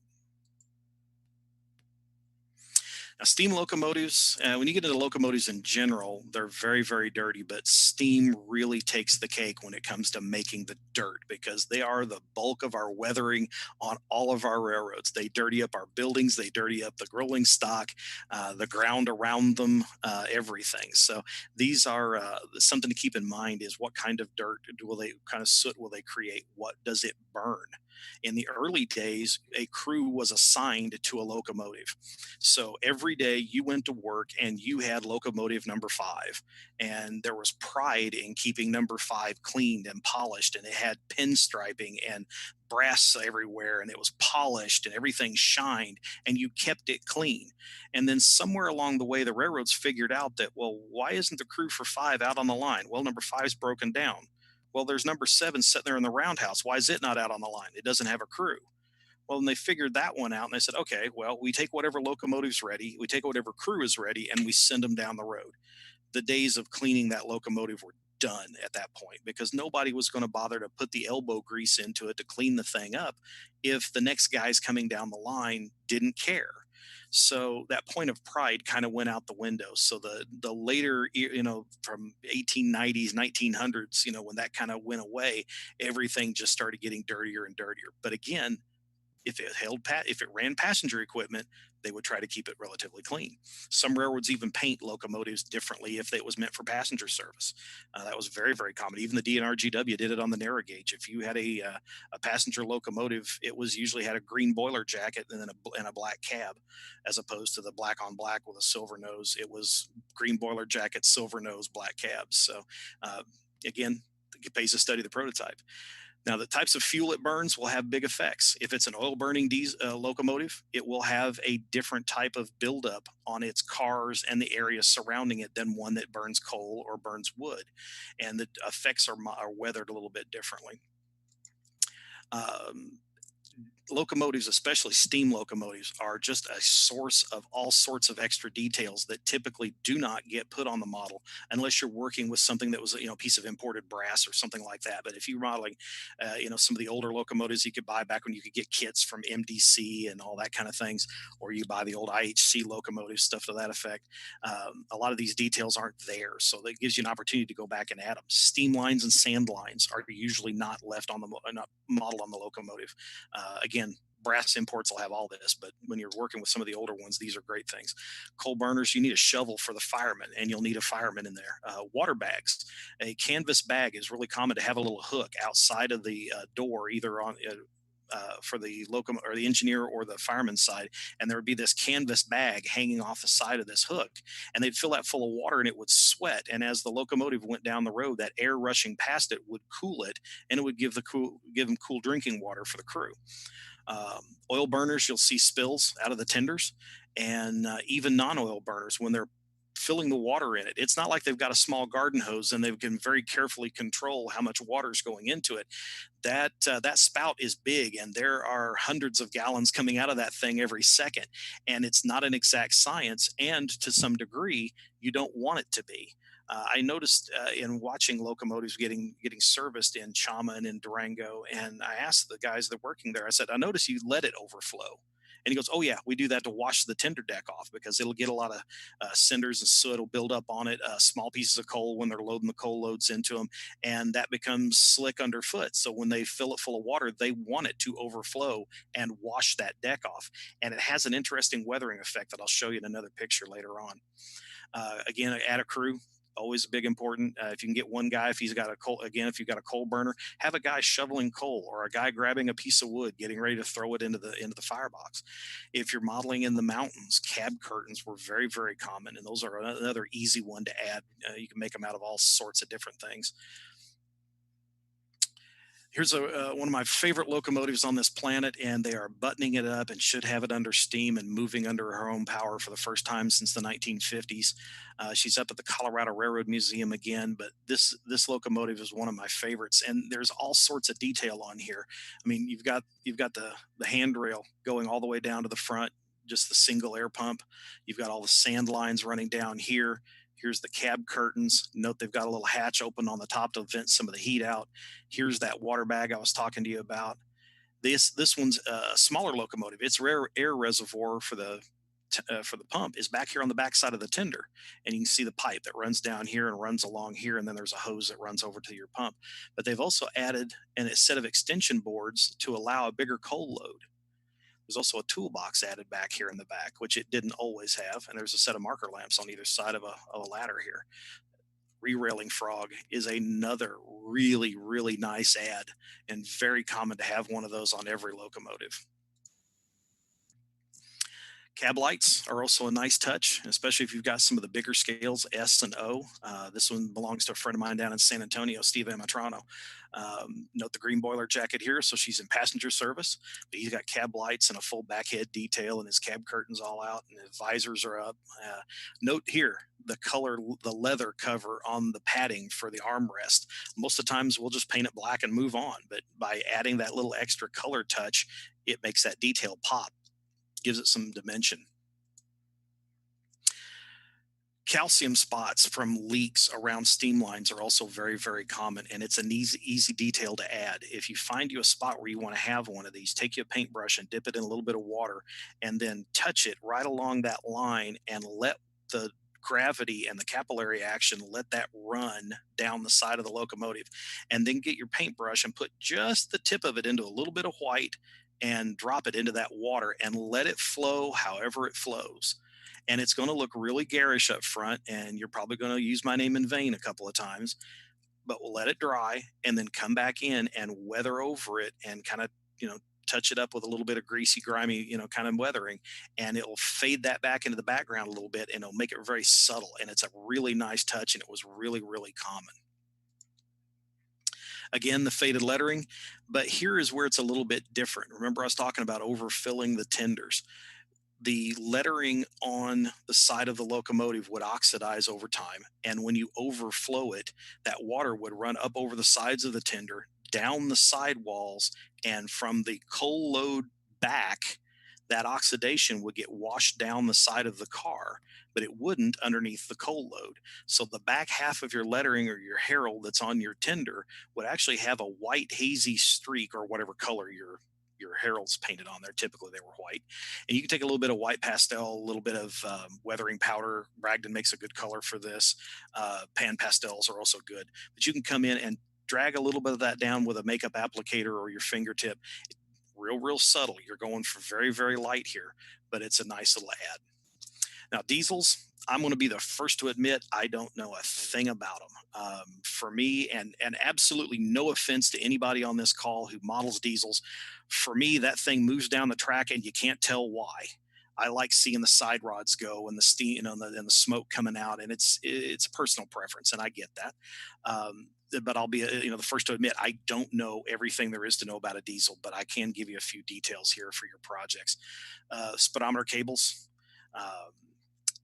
visors on your cabs, just like you do on the steam engines, radio antennas, soot around your exhaust ports, fans that actually have real blades in them. If they've got the cast on vents, cut those things off. Detail Associates makes a very nice see-through etched brass fan and cover, and you can actually see the blades underneath there, and you can motorize those, believe it or not, and that's a really, really cool ad. MU hoses front and rear, cut levers. Most people don't put cut levers on their cars, and even on on their box cars and stuff, or their locomotives. It's cheap and it's simple. It's a piece of brass wire and a couple of eyelets, and you've got cut levers, and it's a really, really nice ad. Class lighting for the front of your cars, cruise for the cab as always, Mars lights, ditch lights, all those things as appropriate. Every one of these things that you can add to the locomotive will make your model pop. And everything that you do that gets it to where it doesn't look like it did on the box makes your model stand out from everybody else. And this is something I talk about a lot as we move into structures. When I was a kid growing up in the hobby, I would go with my dad on layout tours, and you'd walk in the room. This is in the 70s. And you walk into guy's layout, and there's the Campbell's water tank and the Campbell's coaling tower, says sash and door, Richmond Barrel Works, and he just, the whole Campbell's catalog exploded in this guy's train room, right? And there's nothing wrong with that. Those were great building kits. They're still very viable today, especially if you use newer castings. And you'd go to the next layout, and there's the Campbell's water tank, there's the Campbell's coaling tower, there's the Skull Valley Depot, and you're seeing the exact same buildings. And if you're lucky, he painted them differently than the guy you just saw before. Now, today we have so many different building manufacturers out there, and the detail level on these things are amazing. But I want to advocate for you guys to add the extra details, kit bash the structures, scratch build structures. It will set your layout off from not having the same problem I saw when I was a kid. When you walk in the door and your layout looks just like the last guy's. It's everything Walther's Cornerstone has ever released. It's every DPM model out of the catalog, that kind of thing. It will help your layout stand out. Structures, we see a lot of detail around structures. Consider this: you spend all of your time looking down on your layout as opposed to looking at it at eye level. Your roofs need more detail than every other part of the building. Sides of the building can get some things, and we'll talk about that, but the roof is really where it's at. Chimneys are important, but the number one detail you can add to all your structures, and go in and look at your layout and consider this. Every roof of every house has 4 or 5 little pipes that stick up about a foot, foot and a half, and just stop. They're about 2 inches around, and most people don't even know what they're there for. That is a vent for your plumbing. Without that vent, your sink doesn't drain, your toilets won't flush. The number one thing that most modelers don't think to put on buildings, and no kit manufacturer puts this in the detail parts, are plumbing vents. A simple piece of styrene, drill down just a little bit, color it black to give it some depth, paint it, glue it on the roof. We have huge brick apartment buildings and things like that, and lots of people supposedly living there, and evidently no running water and no flushing toilets. It's cheap, it's simple. A bag of evergreen styrene or Plastruct will probably put plumbing vents on every building on your layout and have some pieces left over. It's cheap, it's quick, and it will really help set the roof off.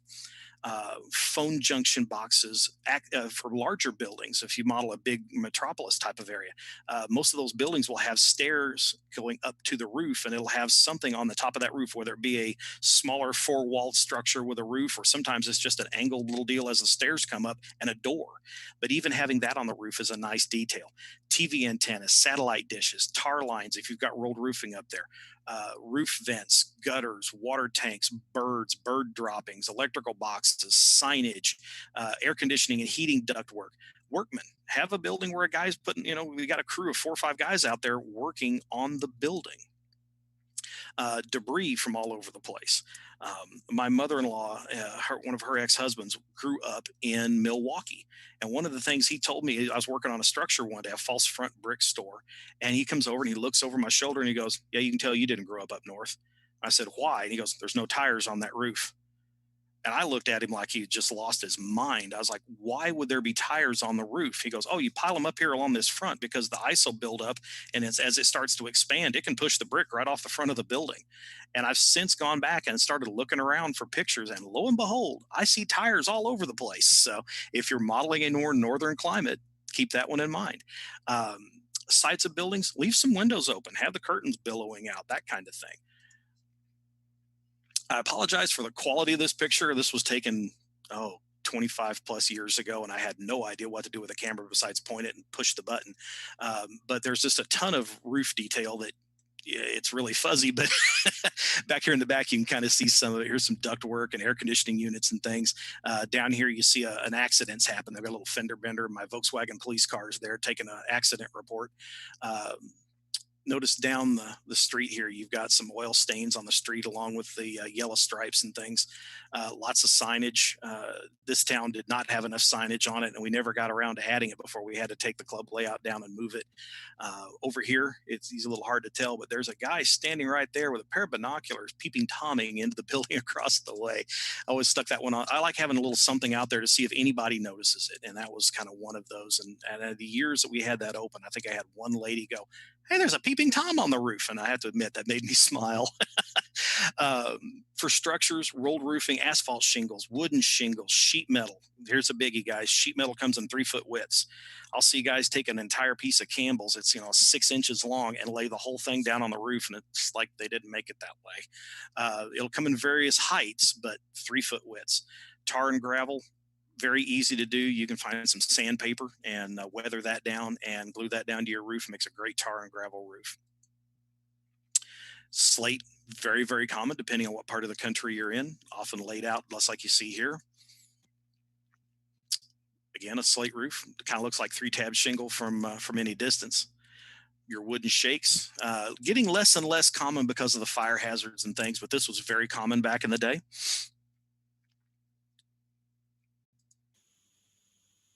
Steel roofing is becoming very, very prevalent. It's very handy. It lasts a very, very long time. It's good as hail resistance. And in fact, we were talking about different vents. Here's one, here's one, here's one. There's a small one. That's probably a plumbing vent. There's a taller one, but it's got a cap on it. So that's probably not a plumbing vent. That might be something bigger for like a dryer or something like that, maybe. Your basic asphalt 3-tab type shingle. Notice the different colors in it. And see, this is another one.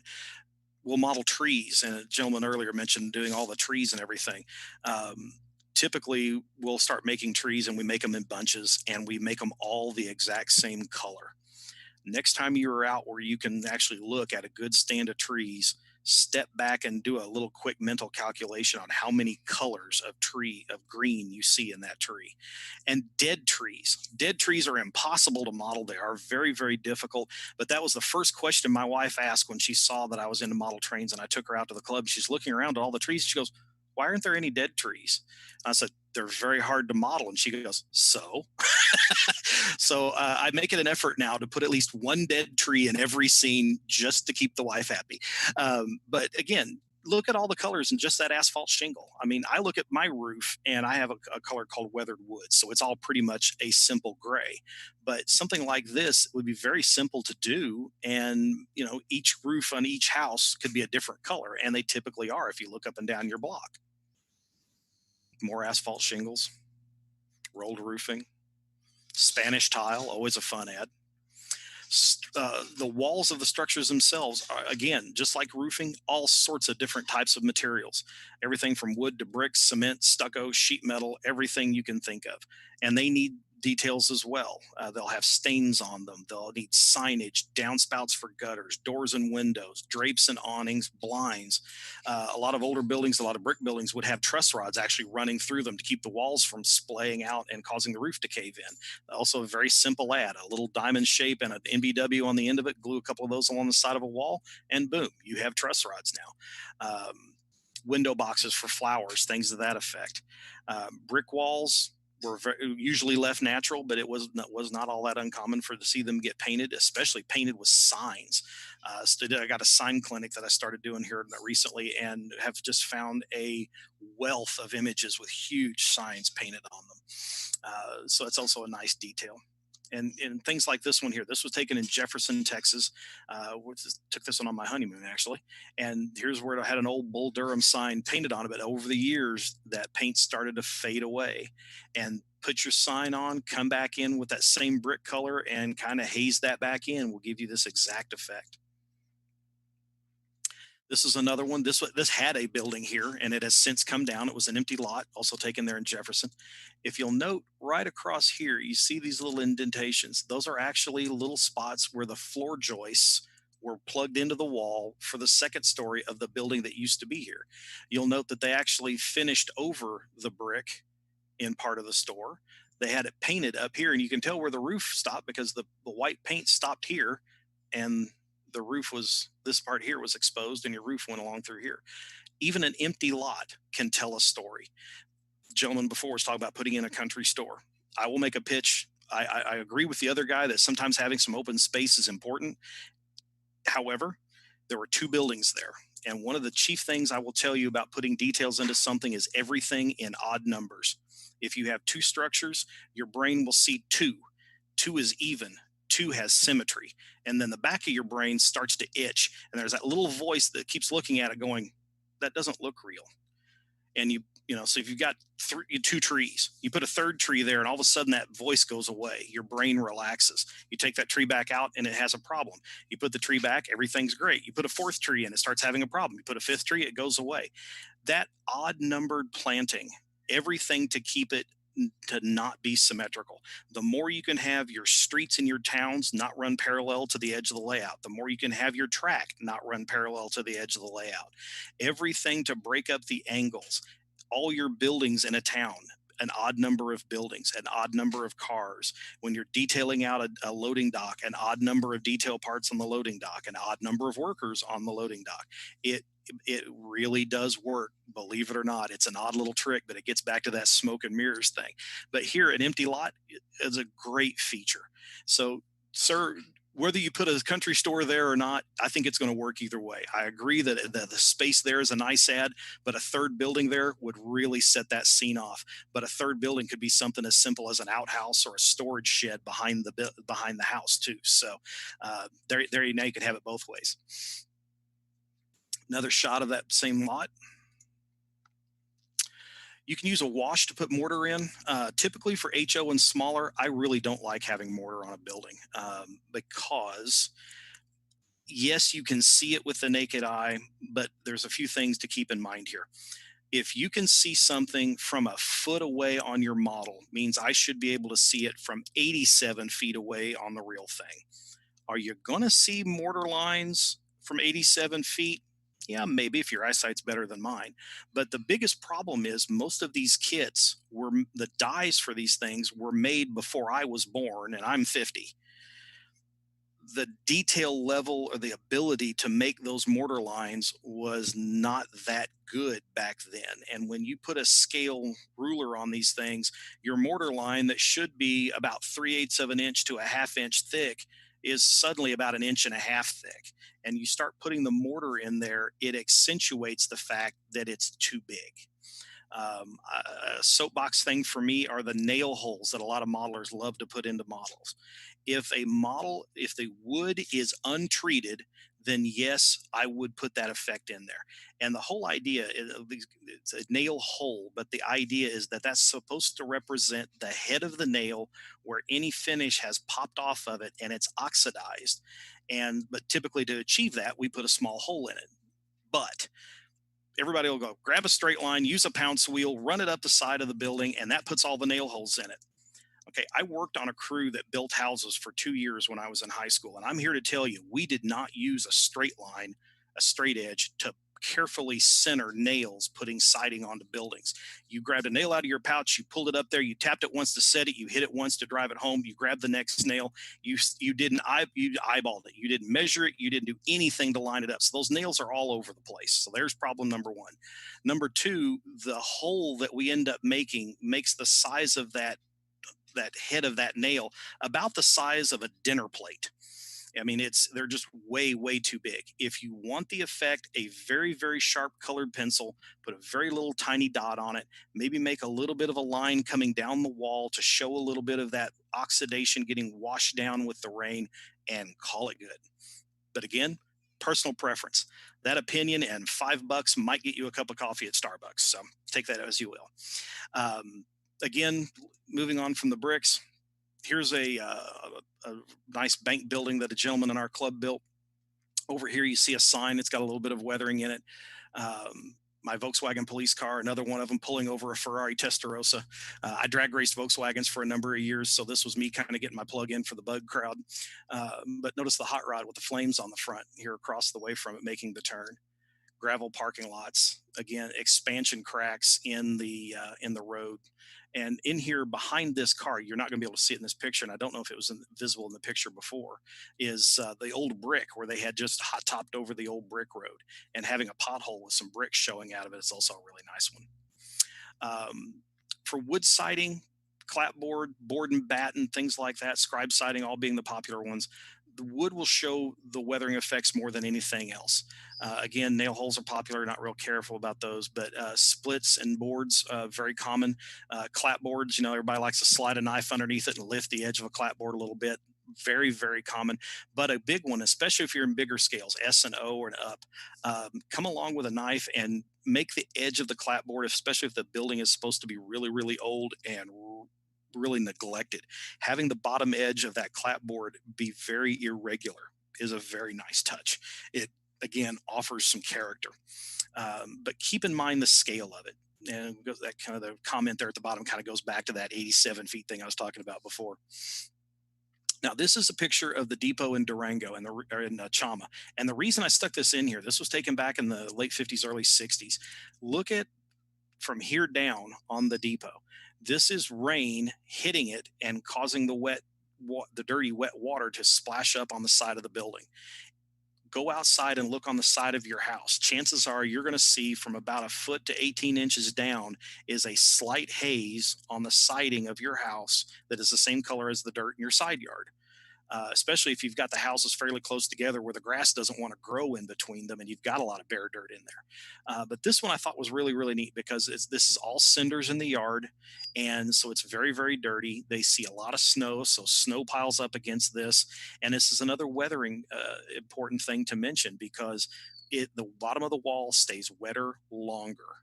The top will dry out before the bottom will. And note here, and this is another biggie that another weathering tip, but it's still a detail. Notice how nice and white everything is up underneath the eaves. Most of the time as modelers, we'll grab that wall and we'll weather it all the way to the top. Yet I can show you dozens and dozens and dozens of pictures of barns where the top foot to 18 inches underneath that eave, that paint looks like you put it on there yesterday, and there's absolutely no paint below it because it's wore off over the years. This one's kind of neat too. It's board and batten siding, and it's hard to see it, but right there is a batten that's come loose and it's warped. And to give it an idea, go to Home Depot, go to Lowe's, whatever your big box home center is, and go back and look at their 1x1, 2x2 material. And you'll note you can dig that pile all the way to the bottom and not find a straight one. Most of them are so crooked they could run for office. And it's because when you start cutting wood down, the tension gets relieved and the mass that was holding the board straight is no longer there, and now it wants to follow the grain pattern.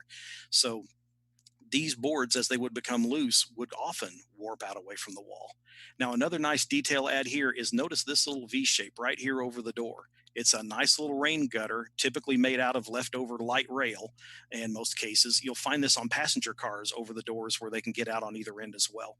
But that's just a nice little detail, and it's never in the kits. Mentioned before about a lot of things come in 3-foot widths, sheet metal, tar paper, things like that. Loose and curled up edges shows a building hasn't had maintenance. Now, as a narrow gauge guy, typically my stuff tends to look a little more beat up, and occasionally I do build a model where it looks like the paint is the only thing holding it together. And not everybody likes that level of detail, but it is something to keep in mind. So the more you add to this, the more character it has. One of the things that's very, very common to do is use PC board etching material to age sheet metal. It's still very valid. Unfortunately, Radio Shack here, my comment needs to be changed since those are now gone. But muriatic acid or PC board etchant works very well for this. It is a very smelly. It puts out a lot of fumes. It pops and sizzles as it cooks, and it will put these nasty, rusty looking stains on wherever you're working at.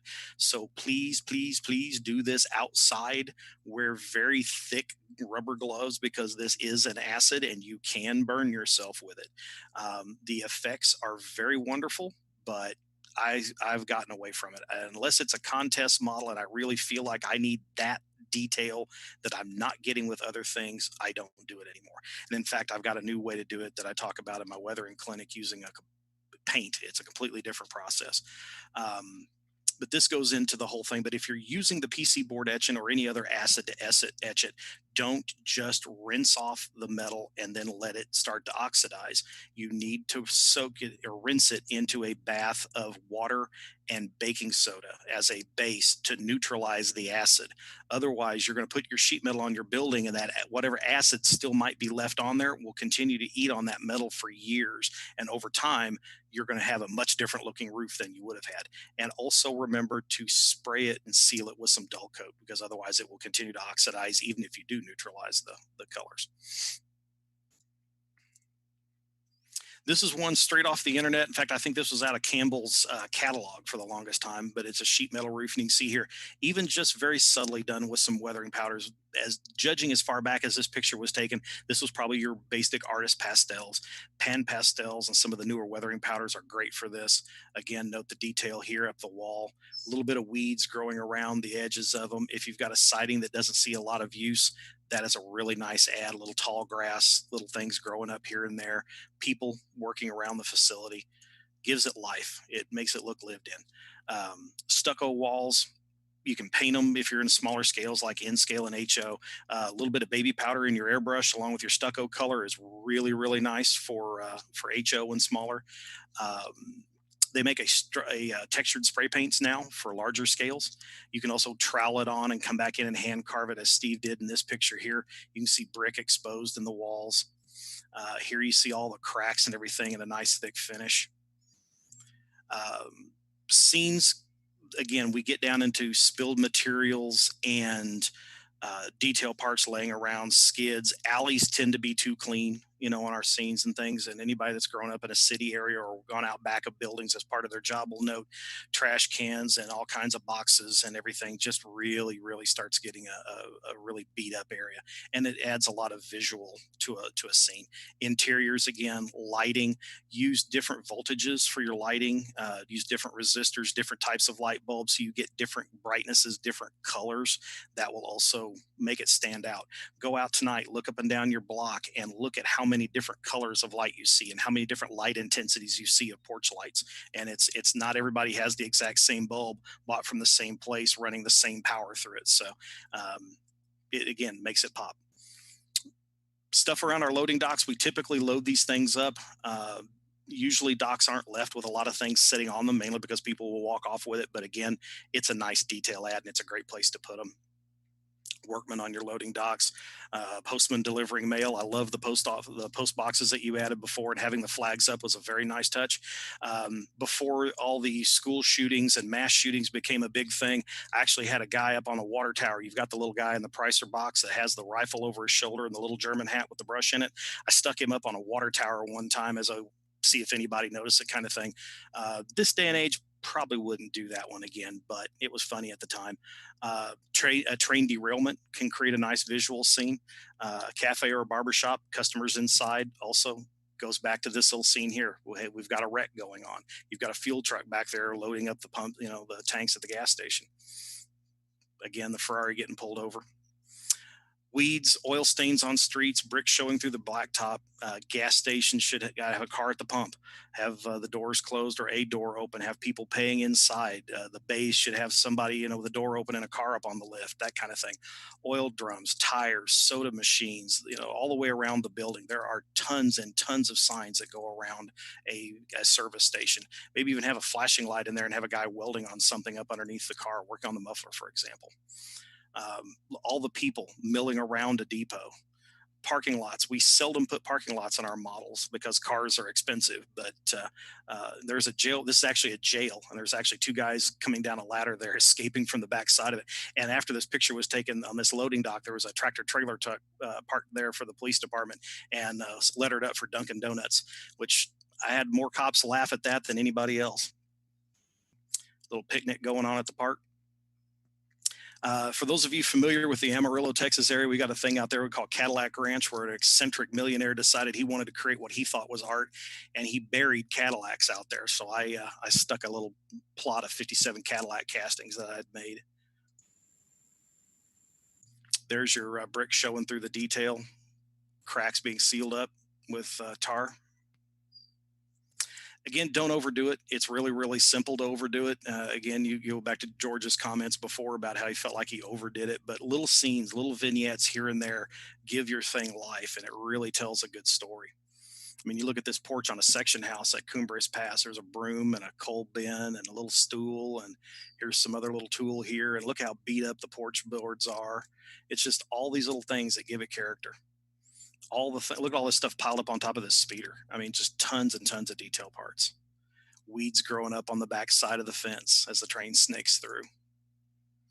Salvage yard and all the little weeds growing up through all the parts around all the wrecks. I took this old kit that everybody will recognize and scratch built a version of it here. Got a crew out here looking at repairing this roof. Got a guy up on the ladder standing on the very top of that little sign that says you're not supposed to do that. Evidently he didn't read that one.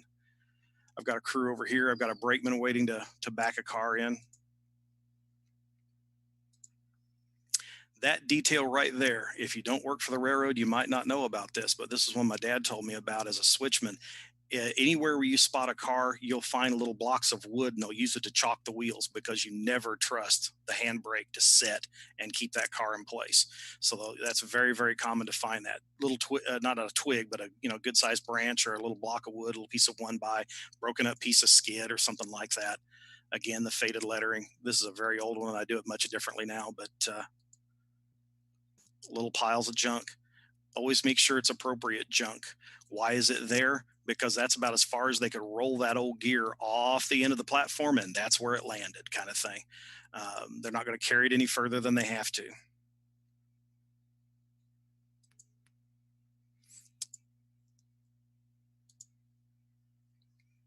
all the signage on the sides of the buildings. If you're in bigger scales, there are things you can do on these two signs that I'll kind of cover real quick while I pan through the pictures. You can go into Photoshop and create a mask off of a picture of a peeling paint on a wall. And you can take that peeled paint area and then overlay it onto the lettering, and then hit the delete key and then overlay the lettering onto that peeled paint image, and it will look like your lettering has also peeled and faded away. And it makes a really nice effect, but it's really too small for HO and lower. But again, having lights inside a building just really sets it off. You can see everything that's going on.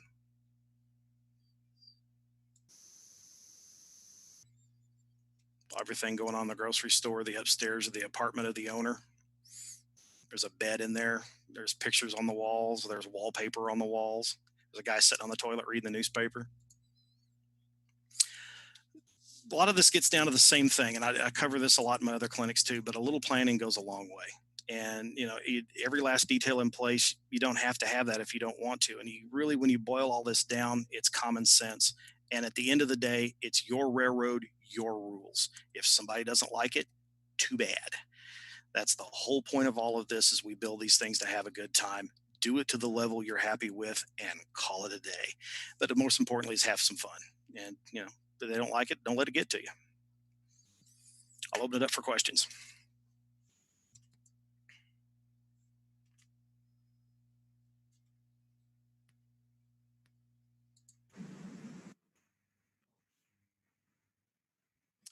I believe this slide deck is out on LoneStarRegion.com in the clinics section. If it isn't, I will get a copy of that over to our webmaster and get it loaded out there. I don't think I have this one loaded on my site. Again, my site hasn't been updated in 10 or 12 years. So I don't have a layout here at the house right now, so I haven't had a lot of reason to keep up with it. So I haven't. But yeah, if anybody would like a copy, I'll see what I can do about getting them one. With all those pictures, it's a very large file, but I'll see if I can't bounce it down to a PDF or something like that, and be happy to email it to anybody.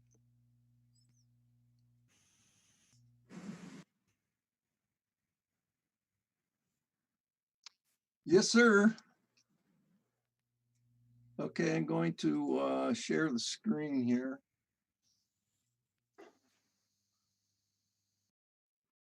Well, it's hard to tell. It's all over my basement.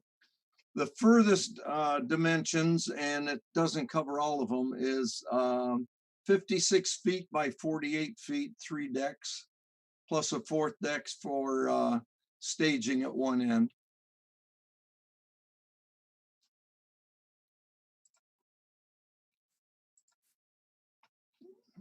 Okay. Can everybody see this? Yes. Yep. Looks good. Okay, let me all right, so Andy Keeney, and I'm in Lansing, or near Lansing, Michigan. And I have the Nashville Road. I've been working on it. Started designing it right around 2000 and started building it. And up till now, it's been mainly plywood central. And I decided to get into some more scenery. So I started looking YouTube and picking people's brains and getting all the information I could. And this is what I've come up with that I created my clinic today. So thinking outside the box is very helpful. I've tried a bunch of different things and I've been happy with them. But with as much layout as I have to build scenery, I'm looking for the easy way to get large areas done. So it all started with backdrop painting. I've got a lot of backdrop on 3 decks. And Chris Lyon, a friend of mine up in Canada, he created some videos on how to do backdrops. Early on, Pete Magoon, a good friend of mine up in Traverse City, he started presenting what Chris was doing at clinics for the regional conventions, divisions and such. And here's a picture of Pete doing the first bit of backdrop on my railroad during a division clinic. So here's a picture of it as it sits on the railroad now. You can see that white. It was supposed to be a church spire, but since Pete and I were pilots, we decided to make a VOR out of it. We thought it looked better as a VOR. It's the area that I started from the VOR off to the left, and I started adding some large trees. I haven't continued using large trees. I'm more into the rolling hills and such for backdrop, but I do plan on adding more of the trees like this in certain areas. So a few things to ponder while you're creating your backdrop. First of all, the sky, and this is all my own thoughts, things that I wanted. A very pale blue sky. If you note, at least I feel dark blue, it kind of closes in on you. And what you're trying to do is extend the horizon past where you're at on your railroad, past the backdrop. And light skies, light blue and light clouds, I think help extend that. And here again, that's just me. So the other thing that I had to learn, and I got this from Chris, was that clouds, I don't like large clouds that are very individual, and you remember that cloud every time you go by that scene, such as a big thunderhead. That's now we're talking about me, okay? I wanted cirrus, high cirrus clouds, stratus, flat clouds by the horizon and maybe just past the horizon. They're very small. And when I say past the horizon, some of them, part of it shows up, but the rest of it is hidden by a hill. So that denotes it's quite a ways out. As the clouds get closer to you, they're higher and they're larger.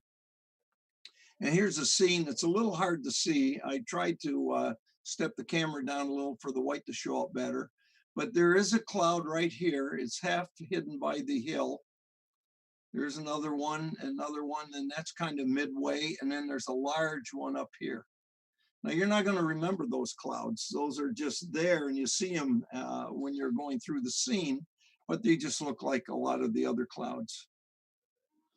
Okay, now the paints that we use are Winsor & Newton, and they're acrylic paints. And one thing I should note is Winsor, it does not have a D. These are French paints, and this is the company that makes them. The Galleria acrylics is what Chris taught me to use or showed me to use. And I should point out, we did have Norm Logan. I think Norm's still on. Norm has done a lot of backdrop paint. He does beautiful work. And I sat through early on one of Norm's clinics. And I remember him talking about the Mars black and the cadmium yellows to create the greens. And he did a really nice job on his clinic, and he's done a lot of people's backdrops.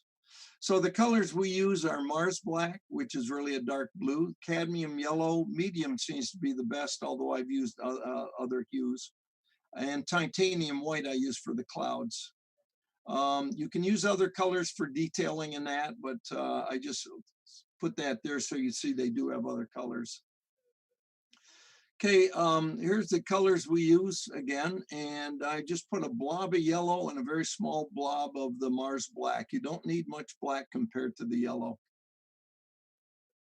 So we use round bristle brushes. I buy them in sets, buy them at the craft stores. You can get them pretty cheap, especially if you use your 40% off coupon at Joann's, Michael's, and places like that. The largest number 12 is what we use the most, and I bought a few sets of them, and I've got them all ready to go as I'm painting, because you've got to change them out as bristles get mushy. So I also like to use the chip brushes, 1 and 2 inch. I find those very useful. And then the artist palettes of your choice. I use a plastic one. Chris likes to use a palette that has paper, and you can peel them off one at a time. So here's one of the packets, and some of the brushes have been pulled out, but you get 12 brushes from 1 through 12. Here's a bunch of probably 10s, 11s, and 12s. And here's the chip brushes, 1 and 2 inch. Okay, the same black and yellow blobs of paint. And what you do is you grab a little black and put it over here, and then grab the yellow and just start mixing it. These aren't mixed very much yet, but you can see over here the green showing up. And you can make it a very dark green or very light greenish yellow. It's the way you blend it. You just don't want to mix it to the point it's one color. Okay, here's the same thing again, getting some paint on the brush, and it's quite, there's a lot of yellow here. A lot of times you wouldn't use that much yellow. But I am doing a backdrop, I'm sorry, a hill that's quite far out, so we make that a lighter color. Now, one of the things I want to point out, this isn't a work of art.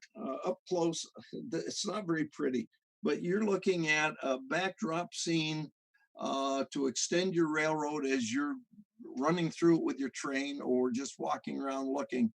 The backdrop's not supposed to draw your eye as much as it is supposed to extend the view of the scene so it looks deeper than it really is.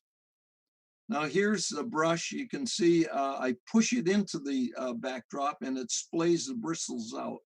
And that, although it doesn't show up here a lot, that does give you the trees effect. Now here's a 2-inch brush that I use. Again, greens here, more black here, and yellow, darker area here. And you can mix as you need it to get the scene you want. Now I use a 2-inch brush to get the skyline of the hill, and I just follow all the way across. Then you can either go back to the bristle brush, the round bristle brush, or you can continue using this and just add more back and forth as you go, whatever works best for you. Okay, this is the scene that I was just working on, and this is the hill right here. It looks a lot better 3-4 feet away. Here you can lightly see the blue or the light blue sky and the light clouds. Clouds don't show up very well. They show up a lot better in person, but they don't show up on the camera so well. Okay, blending of the colors. One of the reasons that people like to use the Mars Black and cadmium yellow is because they blend colors that are very close to what woodland scenics are. So I have a couple of close-up scenes of this where you can see the haze on these trees is because of the lighting. So that it really isn't that hazy, except when you're looking at it from this angle. So here it is a little closer. You still get a little bit of a sheen, which creates a haze in the background, but you can see how close these colors all match. They blend nicely. Here's an open pasture or field, a tree line.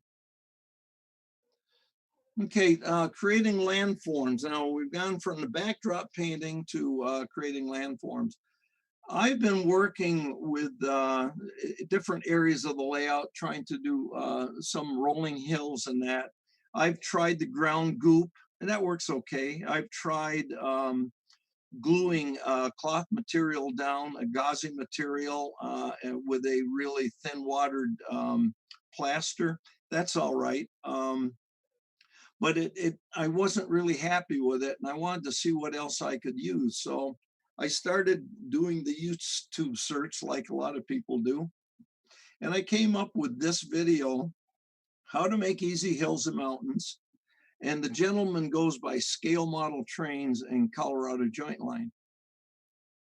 So the materials to be used to do this, use blue foam board, I do, or use something similar, 1/2 inch to 2 inch thick.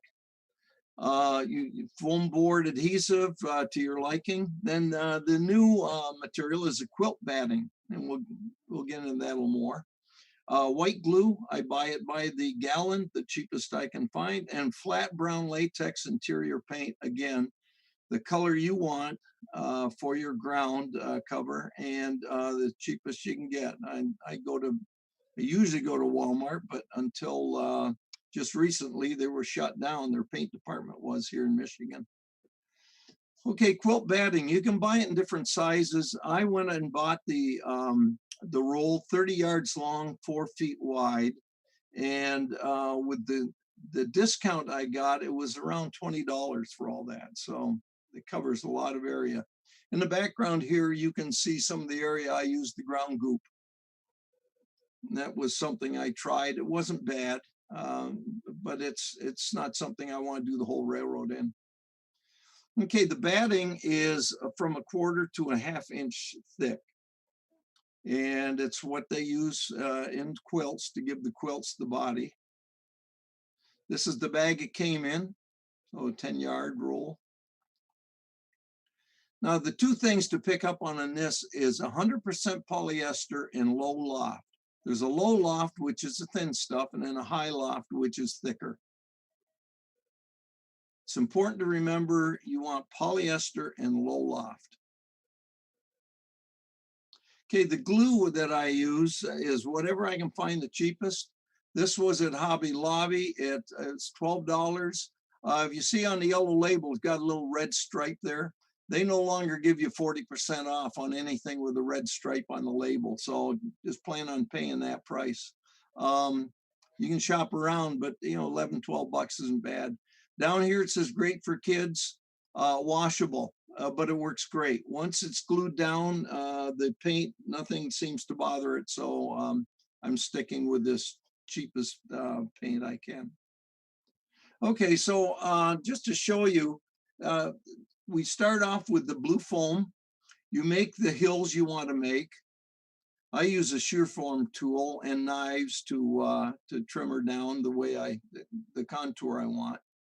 Here's another angle of it, and I've added a little more to it. Okay, after you get done with that, then what you do is you take the quilt batting, and I cut it off no longer than 4 feet wide. I use the 4 feet wide, and if say it's 2 feet deep from the fascia to the back, then I cut a strip 4 by 2, and I bring that out, and then I trim it to fit, and we'll go into that a little bit more. Here's the quilt batting laid down in 4-foot sections. I think there's about 3 sections here. And what you do is you just brush on the white glue onto the styrofoam. You completely cover it. You've already trimmed your batting to, you have to excuse my dogs upstairs. They got a bunch of chihuahuas. Okay, you gotta trim the batting first. And once it's trimmed up and ready to be laid down, then you go ahead and you put the white glue down and then just lay the batting into it and press it down into it and then let it dry. Now, once it's dried, then you, the next day or so, then you can go ahead and paint it. And this is the base brown paint that I put on, and we'll go into this a little bit more detail. Here's what it looks like. It actually looks similar to what you'd see in a winter scene with dead trees and everything else for basic ground cover. You can add greenery to it, but it's something that I think for what I need is a good scenery base. Now here's what we tried, or I tried to get away from just the brown. I took the backdrop painting greens that I use, and I went ahead and put them into the scene. Again, this is just the starting point. This is your base scenery before you put any trees or anything else on it. And I think it looks pretty good. You can vary the colors. You can go from dark to lighter. You can control all that just through the mix of paints. And here it is after the backdrop's been painted and the hills in. And of course, you can see the line there between the two. And then once you get trees up in here, it's going to blend the two well. Okay, now I'll take you through a little construction here, just using this corner. This area here, I want to put a hill in. This is going to be a road that goes up and then disappears behind the hill. It comes across the tracks. And then additionally, I have a road that goes into a parking lot, and the station sits right here. So that's what we're going to be doing. First of all, I build the hill up with the styrofoam. Then I go ahead and I take the quilt and I cut it. I mark it where I need it with the black marker. That's where I'm going to cut it. And I use scissors and just cut it and then lay it in there. So that's fit that seam. So now I lift it off I go ahead and I paint the scene with the glue. And then I go ahead and I lay the batting down into the glue. Make sure it's down nice and flat. And then I leave it dry, let it dry. And this is what it looks like for head on. Okay, now I go ahead and I start putting the brown paint in. And you do not want to brush it on. You want to jab it in or dab it in. So the brush, you've got quite a bit of paint on it, and you're just punching down into the batting. Along the edges, it's good to use the brush with extra paint and kind of push down, and that pushes the edge down. And I continue painting it, finish it off. Don't worry about the paint on the back. That's not a problem. Now in here, I should point out, the parking lot's going to sit in here and the station's going to sit here. The styrofoam broke away here, which is no big deal. I'm going to put a sheet of plastic in here for the parking lot, then finish it off as a dirt parking lot. And it'll drive out here to the roadway. This will also be a dirt road. It's out in the country. Okay, this is after the green's been put on it. You can see where the line is right here between the hill itself and the backdrop. You see a little bit more here. And the road's coming up and disappearing behind the hill. Now I put 2 N-scale houses here, and I got an HO station here. Station's got to be moved over a little bit more to the left for a little more parking lot. And here's the scene again. Little more head on. This is actually about eye level. This is the 3rd deck, the upper deck. So the backdrop's been painted.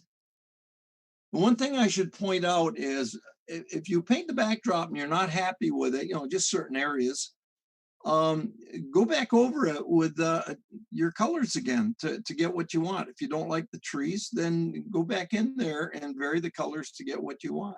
And there's several places I can point out to you that I'm not happy with mine. And I will go back and do that. Okay, this is a selection of recently finished scenes across the railroad. This was done a little bit earlier, but it gives you an idea. We got some building flats here from Kings Mill, Radical Flats. They're just laying up there right now. They're not glued in. This isn't a finished scene by any means, but you've got some trees in front, and then you've got the scene behind. This station will be replaced with a more American style station. Here's that same scene that I showed you earlier, but this is kind of head on looking across the yard at it, and you can see the depth it gives you. Here's that first one I showed you. That's the first area that I worked. And I just carried it on around. There will be a pulpwood operation right here. So I've got a siding comes in, and we'll have flat cars, bulkheads and gonds come in here. Now I can point out some of the hills here you want to be lighter colored to denote further away. It's whatever you think would be the best color for what you're trying to do. You might want to make it more of a Blue Ridge color than a yellow like I've got, but you can do it. The other thing is that I cut out little pictures images that I find on the internet, and I print them out, and I size them the way I need them, then I print them out, and then I just put them around the scene as I see fit, and it kind of adds something to the scene. The fields, open fields and pastures, you can do blending the yellows and make it a little more yellow with the green. The other thing that Chris has done, I know Norma's done it, is they've added man-made stuff such as roadways and that. I've not quite got to that yet, but I can add those in as I need to. So those are things that I've got to work on. I'm still pretty new at this stuff. So although I've done a lot of it here lately, I'm still almost a one-trick pony, but I'm learning as I go, and I get feedback from Chris, which is very helpful. So here's some more pastures, and you see farms and barns. Left a little tractor sitting on a hill here just so you can see it. There is the end of the hill and the beginning of the backdrop. And trees will cover all this area here after it's completed. Okay, things you see you don't like this, they look too lollipop one after another. I'm going to redo those, but it'll be very simple to do. I'm going to touch these up here. Okay, one of the things I want to point out here is you can see track here, then it disappears here, comes back out. So I kind of have small rolling hills through here, and the railroad's actually cut through it. And here again, this is eye level. So when you're watching the train go through, you'll see a portion of the train, the upper portion, then the whole thing, and then back and forth, which I think is kind of cool. It's better than just having it open all the way. Okay, this is some more of the radical flats, the Kings Mill radical flats. Again, they're just leaning up against the backdrop right now till I decide how I want to do this. I've got quite a few of them. I can add to them as I need, change them out as I need. And you can see I've got, even though there's not a whole lot of room here, there's enough room for a station, and I got the roadway, and then I got the buildings behind. So looking head on at eye level, I think it works out okay. Now this is the area where the Nashville, Chattanooga, and St. Louis departs the Nashville Road main line, and it goes into staging. So I've created a view block. You can see the end of the view block right here, and the first locomotive is just disappearing behind the view block. So I wanted the view block to carry on into the backdrop when you're looking at it head on. And this is what I've got. The view block I covered with the same batting. And then I painted it with the varying colors, as you can see. The view block right here goes all the way across. That's it there. And then the backdrop is about 6-7 inches behind this view block. But I think it blends in pretty good. You got a nice open field back there, and that you don't have any idea there's trains sitting back there. They're completely blocked by this view block here. Okay, this is back to the area I first showed you when I was showing how I put the paint on up. And this area here I have completed since. The hills I've completed around to the end here, which I'll show you in just a sec.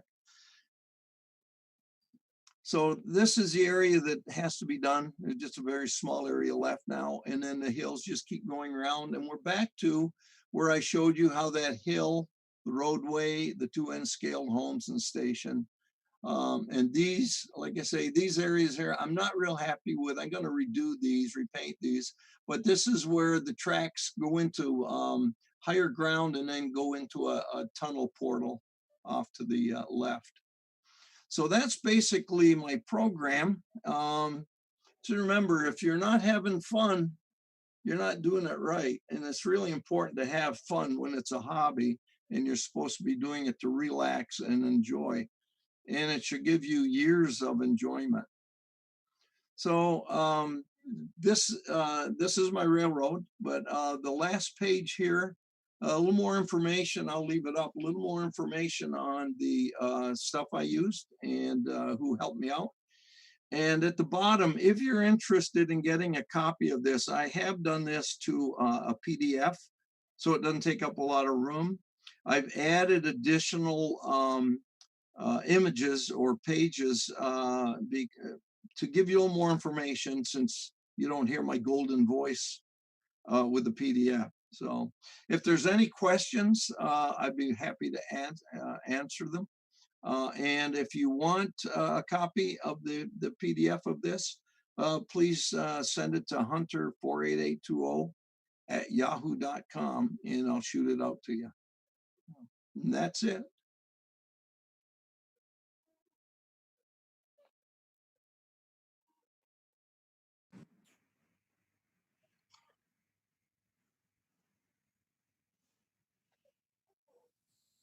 Not so much a question, but just to say, nice job. Oh, Using the same Very nice. colors really tied your background to the foreground. That was really nice. Yeah, thank you. And the one thing that's really important to me, I got tired of the Plywood Central. I got to do this really quick in several days, and it's still just a base scenery. All the scenery has to go up yet, but until then, at least it kind of looks finished.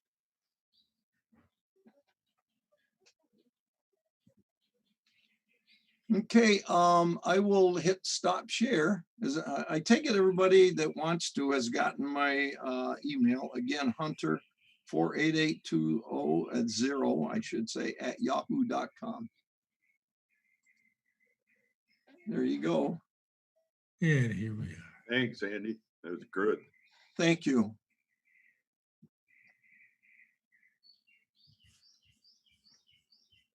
By the way, for the Zoom newbies at the bottom, when you move your mouse, you'll see the share screen. If you look at the far right, there's a reactions thing. If you click on reactions, you'll notice that there's a hand clap and a thumbs up. And so it's a really good way of giving a response when somebody does a great prezo, all the hand claps happen. So sorry, I had my video turned off too because my wife had come by. But anyway, it's a great way of responding, kind of the way of clapping at the end of a session.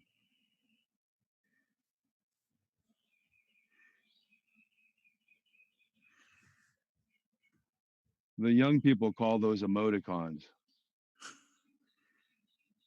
Okay, I've been recording this whole thing. I haven't stopped it. I'll take a look at it and we'll figure out how to put it up somewhere, probably YouTube.